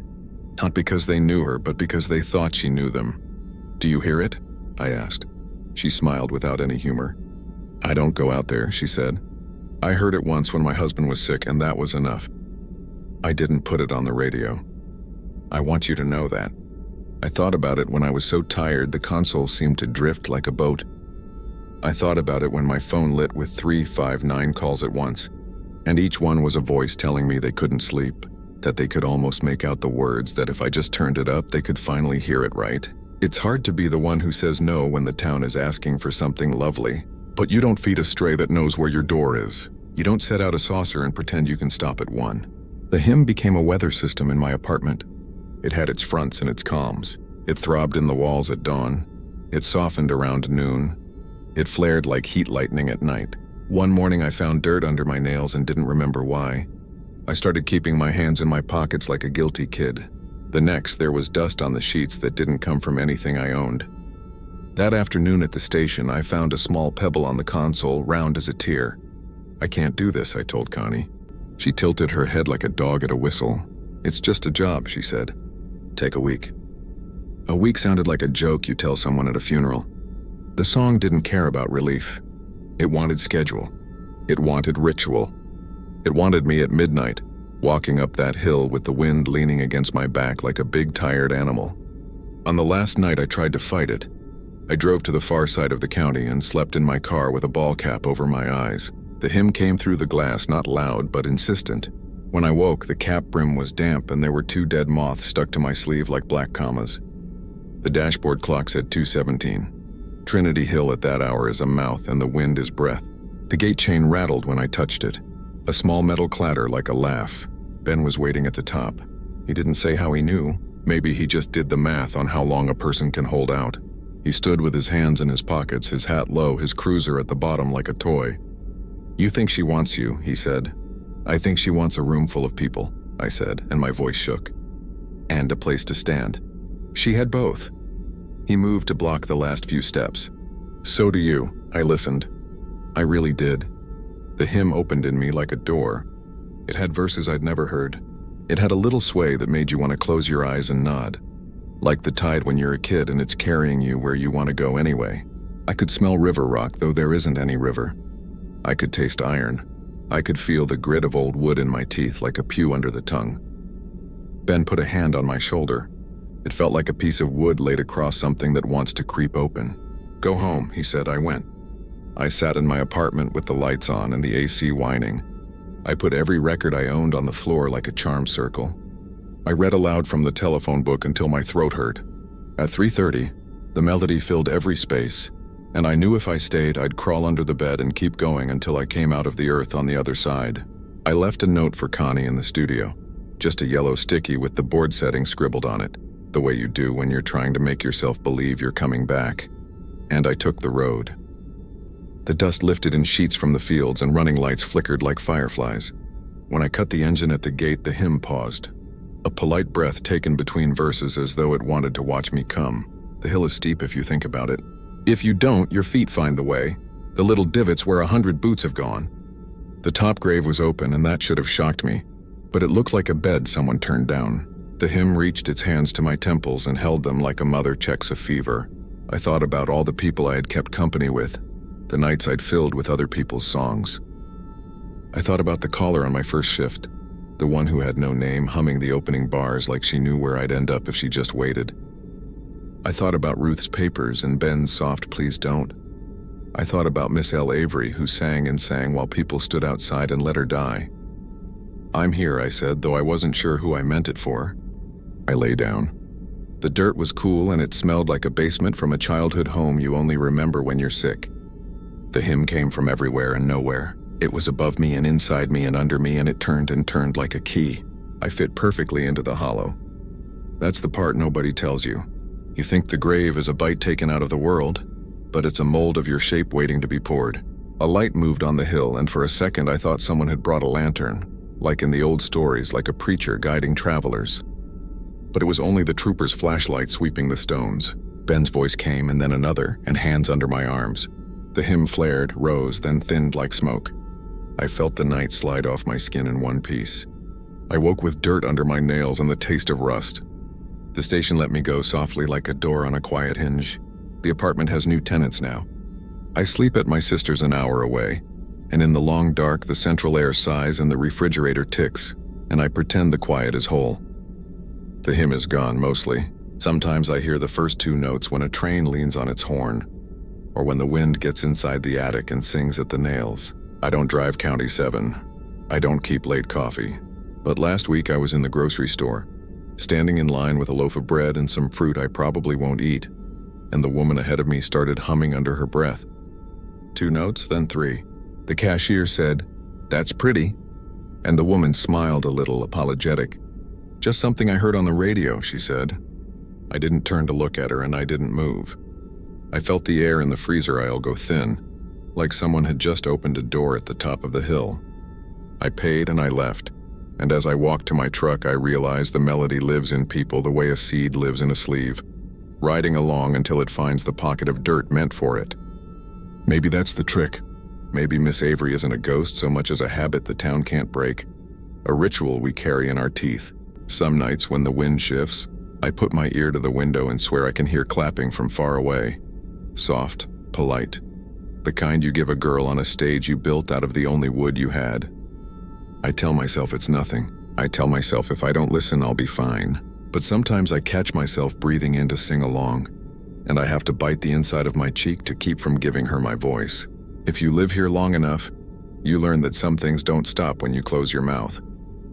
They keep on, moving their pretty, pale hands, inviting you to lie down and be still while the song finally gets the audience it deserves. And I wonder when the cashiers hum and the truckers hum and the kids on bikes hum, how long we have before the hill grows a little to make room. I was between runs, riding the slow ribbon of Highway 277 where the road looks like a belt, a giant left coiled on the land. It was late March, the kind of night Texas keeps in the back of the cupboard. Wind slipping its knife through the seams of the cab, radio fuzzing between stations, diesel smell clinging like an old argument. I'd hauled a load of refrigerators down to Del Rio and was headed north with an empty trailer, lighter than a rumor, all the way up to Abilene for a morning pickup. The odometer ticked and the miles slid under me, nothing but mesquite silhouettes and the unwilling glow of distant pump jacks, slow, patient, insect gods bowing to themselves. I wasn't tired. Not really. That's important to say. I've napped through hailstorms and eaten jerky for breakfast at sunup truck stops, and I know the difference between sleepy and lonesome. That night I was the latter. There's a trick you learn out there. You talk to the road like it's a dog. You praise it when it goes easy, and you warn it when a curve comes mean, somewhere past a patch of county where the maps stop pretending to know exactly what's where. I saw a smudge of warm color where no color should be. Not a porch light, too steady for that. Not headlights, too low to the ground. It pulsed like a throat swallowing. I let off the throttle and coasted, tires murmuring. On my right, beyond a fence strung crooked as bad teeth, was a modest cemetery with stones like tired shoulders. Maybe 24 markers, the kind locals manage themselves until there's no one left to manage anything. And beside it, tucked against a windbreak of leaning cedars, stood a clapboard shack no bigger than a single-car garage. Yellow lamplight hung in the square of a window, and a filament of smoke lifted from the chimney as if it had been drawn there with a charcoal pencil and now couldn't erase itself. The shack looked recently built in the way a face looks recently washed. I rolled the truck onto the gravel shoulder. The wind lost interest and stepped back. Crickets distanced themselves. The engine ticked to silence. I got out because you do. You get out when you've been alone so long that even a stranger's porch can feel like a favor. Gravel moved under my boots and the thin wire fence offered a sagging section that said, "Go on, neighbor." My breath came out white. It shouldn't have been cold. The day had touched 80, but there it was, night dragging its thumb along my neck like it was checking a pulse. I stepped through the fence and crossed the flattened grass that stitched the cemetery to the shack. The door was painted the green of a worn-out pool table. It opened before I knocked. "Evenin'," the old man said. He had a face that looked hand-carved, planes and hollows and the coat of fine dust everything gets out there. He wore a wool sweater despite the season and had the sort of eyes you see in people who've slept most places. Tired but generous. "You look cold. There's coffee if you've a mind." "I don't want to trouble you," I said, and the lie felt good in my mouth. I wanted company like I wanted summer rain. "No trouble to me," he said.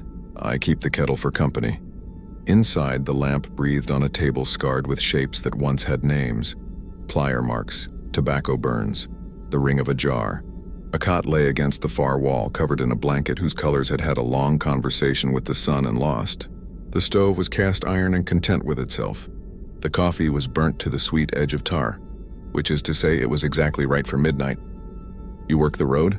the man asked, pouring into a white enamel mug with a black lip. "I like the road. It carries news without asking permission." "Trucks," I said and nodded. "Del Rio to Abilene tonight." "Abilene's a clean-scrubbed girl," he said. "She smiles when folks aren't looking." We talked in a way I didn't know I'd been hungry for. The old man wasn't nosy, just curious. He asked about the tires the companies were putting on these days. He worried the hinge of a pocket knife with his thumb. He had the manners of a place where the church bakes were well attended, and the funerals drew folks from 3 counties. I asked him about the cemetery. "I keep it," he said simply. "Someone's got to. You'd be amazed how the wind can move names if you let it. Men get scattered twice that way. You do this alone?" He smiled. "Mostly folks don't stay on. I get to visit with travelers when the lamp's good." Another hour could have hung there like a coat on a nail. He showed me a picture from a tin frame of the shack in daylight. Only it looked older, boards gray as barn bones. I thought of my cab, my radio trying to pull Amarillo out of static, the long percent of miles left. "You're welcome to the cot," he said. "Wind's angry tonight. You'll lay better if it can't find you." I should have thanked him and gone back to the truck. I should have. Instead, I listened to some quiet part of myself that had started nodding along with the lamp and said, "Maybe for a few hours." I unknotted my boots but kept them on. That too feels important. The blanket smelled like cedar and smoke. The old man sat with his knife and the lamp and hummed until the hum became something I dreamt about. I woke to sun slanting mean through air as dry as split paper. I woke to birds talking about everything at once. I woke to the cot and the blanket and a cup ring on the table that wasn't mine. But the lamp was cold and the stove looked like it had never held a fire. I sat up. The shack was, how do I put it, the shack was less than it had been. The wood felt older under my hand, soft at the corners, and the window was a hole that wanted to be a window. Outside there was only the cemetery and a patch of grass pressed down in 4 corners the size of a shack. The chimney was missing. The door hung from one hinge, not green at all, just raw. The wind found me and told me I'd been impolite not to notice it sooner. I stepped out, heart hammering like it had a deadline. My boots felt like they had been filled with wet sand. I shook one off and turned it over. Grave soil tumbled out, fine as talc, smelling faintly of pennies. My socks were damp with it. And there, a little way from the shack's absent wall, were my footprints heading out across the short grass to the road. They went 20 paces and got faint as if the grass had been persuaded not to remember me. They vanished right where the fence sagged. I trucked north with the sun too bright on the windshield. Coffee tasted wrong all that day. You keep driving because the road's either friend or enemy, and if you climb down, you have to pick which. Abilene came and went, a friend with errands, and by evening I'd convinced myself I'd napped in some fishing shack relic, and the old man had been the way my brain gives faces to noises. But that night, in a motel with a carpet wired for static and a picture of wildflowers nailed to the wall, I dreamed of the lamplight again. Except this time the old man smiled too long and said, "Stay a spell. I keep good company." And when I woke, the room smelled like cedar smoke and pennies. I told a rancher about it 2 days later when I stopped for gas and he stopped for conversation. He had a name like a fence brand and hands to match.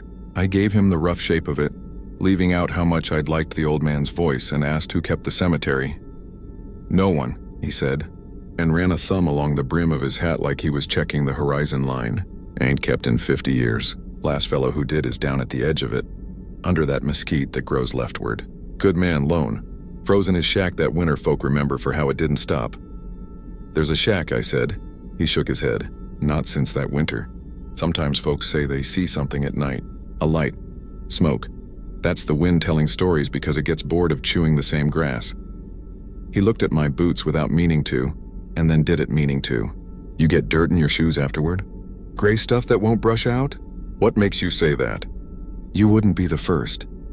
He stared at the highway like it might offer instructions. Once they come inside, they don't always come back out the same way. I tried not to come down that stretch for a while. But routes have their own gravity. A month later, I was back on 277 in the undecided twilight, and there was the same warm smudge in the same impossible place. It wasn't a trick of distance. It was a promise. I told myself I'd drive on. Instead, I pulled over like a dog circling to lie down. "Evenin'," the old man said when I reached the door. The green was fresh and laughing. He held the same enamel mug. "You remember me?" I asked and heard my own voice tip a little. "Folks run together out here," he said. "But a voice is a voice. Coffee?" I took it because I'd already decided to take it. The lamp was fatter this time, as if the flame had been eating well. "You ever get lonely?" I asked him. "Lonely's just company running late," he said. He spread a deck of cards on the table, making patient bridges of them. "You learn to keep the lamp. Light brings a man all the difference." I told him about my father, who used to take me to small cemeteries and read the names like they were ball scores. I told him about the first night I returned from a long haul to an apartment gone echoey because she'd cured herself of me. I said more than I meant to. He listened like the lamp listens, soft, steady, willing you to uncurl. "You lay your head if you want," he said finally. "Wind's got a mean bone tonight. Last time I woke up and I started and stopped." He watched me, polite as a deacon at the back of a church. Last time it was different in the morning. "We're always different in the morning," he said. "World gets in while you sleep." I don't know why I lay down again. That's the true part and the stupid part. Maybe because some men are engines for their own mistakes. Maybe because the cot knew my shape. Sometime near dawn I woke because some weight of listening had sat down on my chest. The lamp was gone. Darkness had its teeth in the corners. The old man's chair was empty. I heard a slow dragging sound like a rake pulled wrong way through wet leaves. I told myself it was the wind. I told myself to stop telling myself things I didn't believe. The door opened on its own. No light came in. Instead, the dark outside leaned a little farther into the room. There was a smell like turned earth, sunless and clean in its own stubborn way. The dragging sound drew closer. I sat up because terror has its manners. Something paused right at the doorframe and exhaled. And in that breath I tasted old coins again and cedar, and the breath fog of a man who'd slept himself into the ground and wanted to be decent company. "I'll see you off," the old man said from somewhere inside the dark. His voice had dropped into the loam. "Won't keep you if you're wishing to go." "Where?" I asked. "Where folks go," he said softly. "I keep it for them." Morning climbed over the crests of mesquite and the shack had unmade itself. Grass lay pressed into a neat rectangle and the birds were back to talking too fast. I poured dirt out of my boots again, enough to start a potted plant. My footprints made it halfway to the fence and gave up. I checked the edge of the cemetery where the rancher had said. The mesquite there grew left like an old man remembering. At its base, a stone leaned with a patience I envied. The name was simple and masculine and meaningless to me. The dates put him 50 years under. At the bottom, almost kind, it said, "Keeper." I drove to Abilene and did my business and then told my dispatcher I needed to run east for a while. I did and found that the nights were louder in other ways. The lamplight followed me anyway. It kept showing up in the corner of motel mirrors.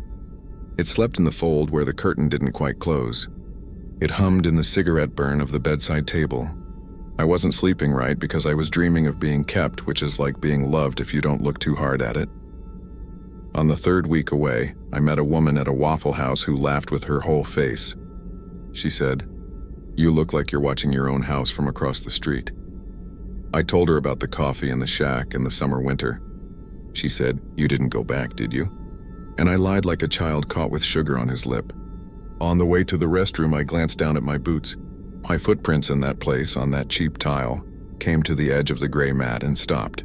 Past it, there was no trace of me. I sat back down, picked up my check, and didn't tell her goodbye. Some departures are better unannounced. A month later, I was running 277 again because I'd made up my mind to make up my mind. The night had that close, heavy feeling like a prayer you don't know the words to. The fence sagged where it always sagged. The lamplight had the patience of a kept promise. I didn't take the fence this time. I stood on the road and called, "I can't stay." "I'm sorry." "I can't." The door opened anyway. The old man was there, and he looked tired in a way I understood. "Won't make you," he said. "That ain't the keeping. But there's this. Some folks come by and they say the night has its mouth open where their name goes. They ask if I'll sit with them a while, so I sit. That's all the job ever was. What happens if I don't?" I asked, and my voice went out into the grass and lay down. "Then you go back to the road," he said. "And the road does what roads do." We looked at each other across the ditch where the living and the dead put their tools. A wind came up that smelled of nothing. Somewhere, a pump jack bowed. "I'll sit a while," I said, and my throat went dry around it. We sat with the lamp and the knife and the coffee I didn't drink. We talked about nothing. We talked about everything. We kept company. When the horizon started thinking about color, he laid his hand on the table like he was putting down an argument. "You can go now," he said. "You'll go farther than most." "That's all a man can ask." I stepped out. The grass held my footprints like it meant it. I reached the fence. The second boot came down, and look, I could see the tracks fade at the edges, then thin, then get shy. I can't tell you if I crossed or if I didn't. Sometimes I think I'm still in that step. Sometimes I feel the cot on my back like the memory of a hand. If you happen along 277 and you see a light that has no business burning, you might stop. You might tell yourself you won't go in, and then you will. The coffee will taste the way midnight tastes when you're ready to hear it. You'll empty your boots in the morning and pretend you don't notice how the ground prefers you halfway. You'll try not to think of a stone that says keeper and means it kindly. And later, when you catch your reflection in a window, you might notice how your footprints inside your own life stop at the mat and ask permission they never needed before. If you do go in, don't promise anything. Just sit, keep the lamp, be decent company. It's a long road, and some of us are still learning how to leave a place without vanishing from it. The rest is the wind telling stories because it gets bored. Or maybe it's the sound a door makes when it opens for you just once and then keeps on opening after you're gone.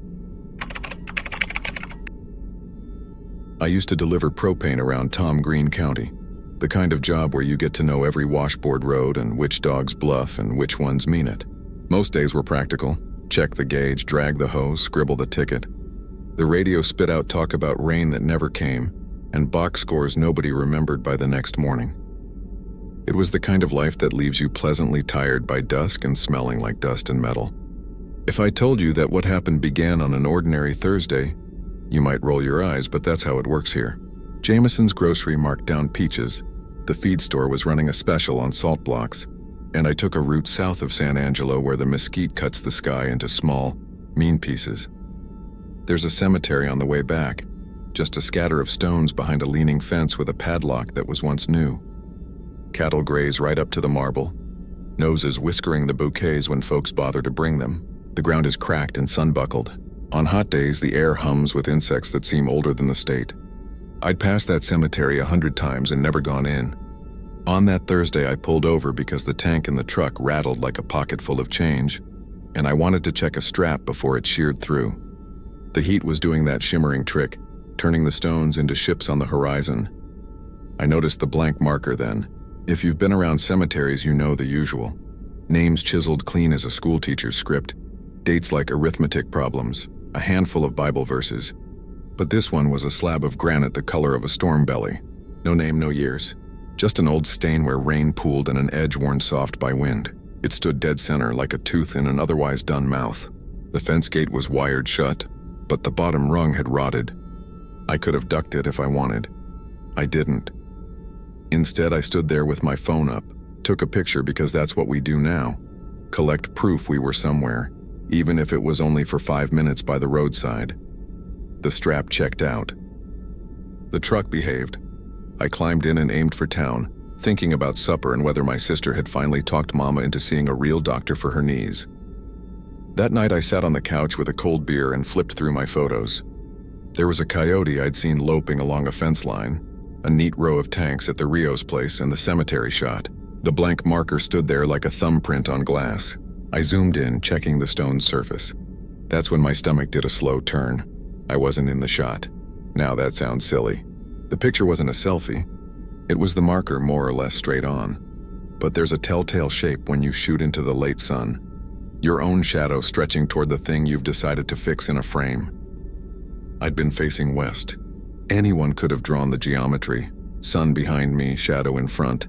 Only the path between the road and the fence showed a long, thin shadow of the fence post and nothing else. It looked like the world had been careful to arrange itself minus one man. I figured the camera had corrected for glare or I'd misremembered where I stood. I set the phone face down and told myself the beer had put an edge on my nerves. The next morning brought a little practical trouble. My work ID had a smudge across the photo, one of those scuffs plastic gets when it rides around your shirt for a year. The smudge ate part of my jawline. The receptionist at the yard, Millie, made a joke. "You trying to look mysterious now?" And I held it in my hand a second too long, thinking about that picture. On the way to my first stop, I pulled into a gas station and checked my driver's license. I've had the same pose since I was 23. Narrow eyes, bad haircut, the chin of a kid trying to look older. Only now my face was soft at the edges, like someone had rubbed a thumb across it. "State printer's garbage," the clerk said when I asked. "Mine does that too." He slid me a coffee and winked like we were in on it together. That night my sister called. "Got those peaches?" she asked. I told her I'd bring some by after church on Sunday. She laughed and said, "You don't go to church." We talked about Mama's knee. After we hung up, I dug out the cardboard box with family pictures because the license thing had me itchy. A man gets superstitions in Texas. I'm not proud. The wedding photos had me at the edge of frames where I always was back then, trying to be agreeable. Only in one, the cake cutting, my face was a little lighter than the rest of me, details missing like fog behind glass. In my senior yearbook, I found the small black and white where I stood with the shop class in front of the lathe. My name was printed straight enough, but the face above it was a pale oval without eyes. I told myself I'd slept funny. I told myself I'd been breathing dust all day. The next morning, I stopped by the cemetery on purpose. I don't know what I thought I'd do, apologize to a stone. Maybe I wanted to prove to myself the heat had played tricks and the photo was nothing. The cattle watched me with their yellow eyes. I tried the gate wire and it came away soft as if it had been cut and retwisted a dozen times. The ground on the other side was powder in the way old earth is, collapsing under your boots. I walked to the blank marker and put my hand against it. The granite was warm, the warmth of something that had soaked up 1,000 afternoons. The surface had a grain to it, almost like skin. The rest of the stones wore names: Bales, Cordova, Hensley, a handful tilting, dates sagging toward the soil. I thought of the people under there, their lives packed down tight enough to make an alphabet. "Who are you?" I said. I didn't mean to say it out loud. The wind moved a little and smelled like pennies. I took another picture because I am not smart and we are all creatures of habit. This time I flipped the camera and snapped my face too, just to have evidence. The sun cut across my forehead. The hat shadow fell where it should. When I glanced at the screen, my face was there, sweating and squinting. I felt a foolish surge of relief. By the time I reached the truck, the relief had curdled. In the new photo, my eyes were tadpoles, little pale swimmers trying to hide. I pinched and zoomed. Detail went to mush. I stood there while a horsefly circled my ear and thought about the way our names are supposed to keep us here. How you sign a lease and you write a check and you say your vows, and somewhere it all adds up to you existing in an official capacity. I brushed dust off my jeans and decided I wouldn't be superstitious, I would be clinical. That's what men do when they're scared. We pretend we're scientists. For the next week, I watched for it. Wedding photo? Smudged. Boy Scout certificate? The little badge where my portrait went.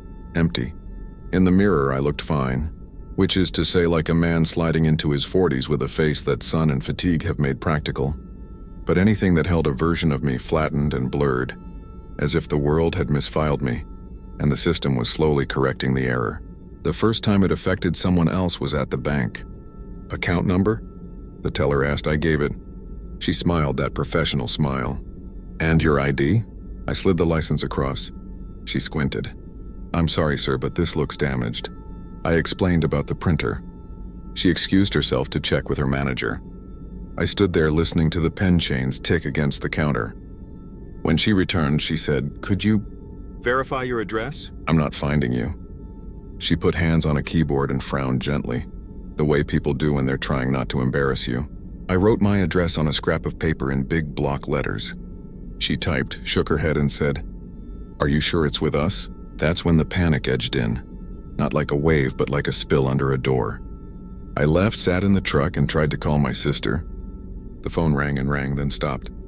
I drove to Mama's house, the old rental with the pecan tree that drops useless nuts every other fall. My sister answered the door with a dish towel on her shoulder. She looked at me like I was a delivery man who'd come to the wrong place. "Can I help you?" she said, polite and blank. I thought she was teasing. "It's me," I said, and her eyes flicked to the street like she was checking for a car with hazard lights. "Do I know you?" She leaned in, hesitant. I said her name, the one only family uses, and she winced as if I'd pinched her. "I'm sorry," she whispered. "You sound familiar." She looked over her shoulder where Mama watched TV in a haze of liniment and reruns. "We're not buying anything." She closed the door soft, like you do when someone's asleep. That night my house felt too tidy. The couch cushions lined up, the sink empty, the bed made. I tried the old trick of writing down everything I knew. My full name, date of birth, route number, locker combination, the way my knuckles crack when it turns cold. I put the list on the fridge under the magnet shaped like a longhorn. The next morning, the list was blank. The paper was there, flattened where the magnet had held it, but it was clean as a new page. I pressed my thumb to it and felt the ghost of the words, like a person who's learned to write in the dark. At work, the gate beeped when I swiped my badge. By lunch, it didn't. By 3, Millie paused with her hand on a stack of paperwork and said, "Can I help you?" It was the same polite nothing my sister had used. I went back to the cemetery because there wasn't any other direction that made sense. The heat had a higher pitch that day, like a kettle just before it screams. A calf watched me from the shade of a mesquite. I ducked the wire and walked straight to the blank stone. I had decided, like a scientist again, that if a thing could erase me in the flat world of ink and plastic, maybe it wanted something said aloud. I planted my boots where the grass had given up long ago and told it my name. I told it my father's name and my mother's maiden name, and I spelled them out. I listed my sins as if I'd wandered into confession by accident. The times I'd lied. The times I'd been cruel by not calling. The time I'd pocketed extra cash when the clerk miscounted. How I'd looked away from a friend falling apart because I was tired. Because it was easier. The wind pushed against me like a big hand, but the stone stayed stone. There wasn't any sign the world had heard me at all. When I turned to go, I realized I couldn't recall which side of the road I'd parked on. That sounds dumb, but details were starting to wobble. The truck waited where it always would, loyal and white, but it seemed to have been driven there by someone else. On the radio, a preacher said a name was the first gift your parents hand you that the world cannot take. He was trying to sell something between the sermon and the news. I laughed, a short, helpless sound. The only thing the world does is take. 2 days later, a note appeared on my door from the landlord. Neat, apologetic. "We have no record of a tenant at this address. Please vacate by Friday." I went inside and sat among my things, the couch and the table and the thrift store lamp with the little burn on the shade. I said their names in my head. Couch, table, lamp. Like if I kept the world labeled, it couldn't slide off its hooks. I tried to call the propane yard and got a menu of options that never included a person. When I drove there, the gate was closed, and the guard, who'd given me gum and weather speculation 100 times, tilted his head at me with the careful concern people reserve for the confused. "Company only," he said. My name tasted like dust in my mouth. "Listen, I know how this sounds. If you've made it this far, you either believe me or you just like the shape of ghost stories. Maybe I would too if it wasn't my house being boxed up by strangers." That's how it ended. 2 men with a dolly and matching shirts working around me like water around a rock. "Sorry, sir," one of them murmured, easing the couch through the door. He brushed by without body memory, without the instinct to say excuse me to a person taking up space. My sister drove by when they were loading the table. She slowed and frowned the way you do when you recognize a corner from a different dream. Then she rolled on. I kept one thing, that photo on my phone, the first one. The blank marker under the bright weight of the sun. I'd scrolled past it so many times that my thumb could find it blind. Only now, where the fence shadow should have been and the marker's edges should have cut neat, the image had softened. It wasn't a photo anymore so much as a smear. When I zoomed and zoomed again, pixel boxes broke open like tired beehives, spilling nothing. It occurred to me then that the erasure might not stop at faces. If your name is a nail that holds your life to the wall, the marker with no name is a claw hammer. It starts with photographs and moves inward, one board at a time. I tried to write this down on paper and the ink bled outward into pale halos. I tried to record my voice and the phone saved a file of perfect silence. So I drove south on the broken road with its cattle guards and its dust devils, and the way the light has of turning everything silver just before dark. I left the truck at the shoulder and walked in. The wire gave. The soil took my weight without complaint. The blank stone waited the way it always had, old as a promise. I put my hand to it and felt the heat sink into my palm. A dull, steady warmth, not hostile, not kind. People say the marker belongs to a man denied a name in life and burial rights in death. The final insult. Maybe he decided to collect. Maybe he wants company that doesn't argue. Maybe it isn't a man at all, but the idea that we're not guaranteed to stay. On the road, a car slowed. The driver peered over the steering wheel. A second later, he went on because there was nothing to see. Cattle, a fence, a cut bank of earth where the wind had gnawed it bare. If he'd taken a picture, it would show the same. No man by the stone, no truck by the ditch, just a blank slab of granite with the world erasing itself around it, as if to make room. If you ever come down that way and feel the tickle to stop, to prove to yourself you aren't superstitious, to collect an image for later, do what you like. Keep your fingers steady on the screen. Make sure your shadow falls where you expect. And then a few weeks from now, when a cashier frowns at your ID and your mother tilts her head like she's trying to place your voice, ask yourself a simple question. How long can a person exist without a name before the world shrugs and goes on? I'm standing here, hand on warm stone, trying to remember. I had an answer. It was a good one. It's right on the tip of my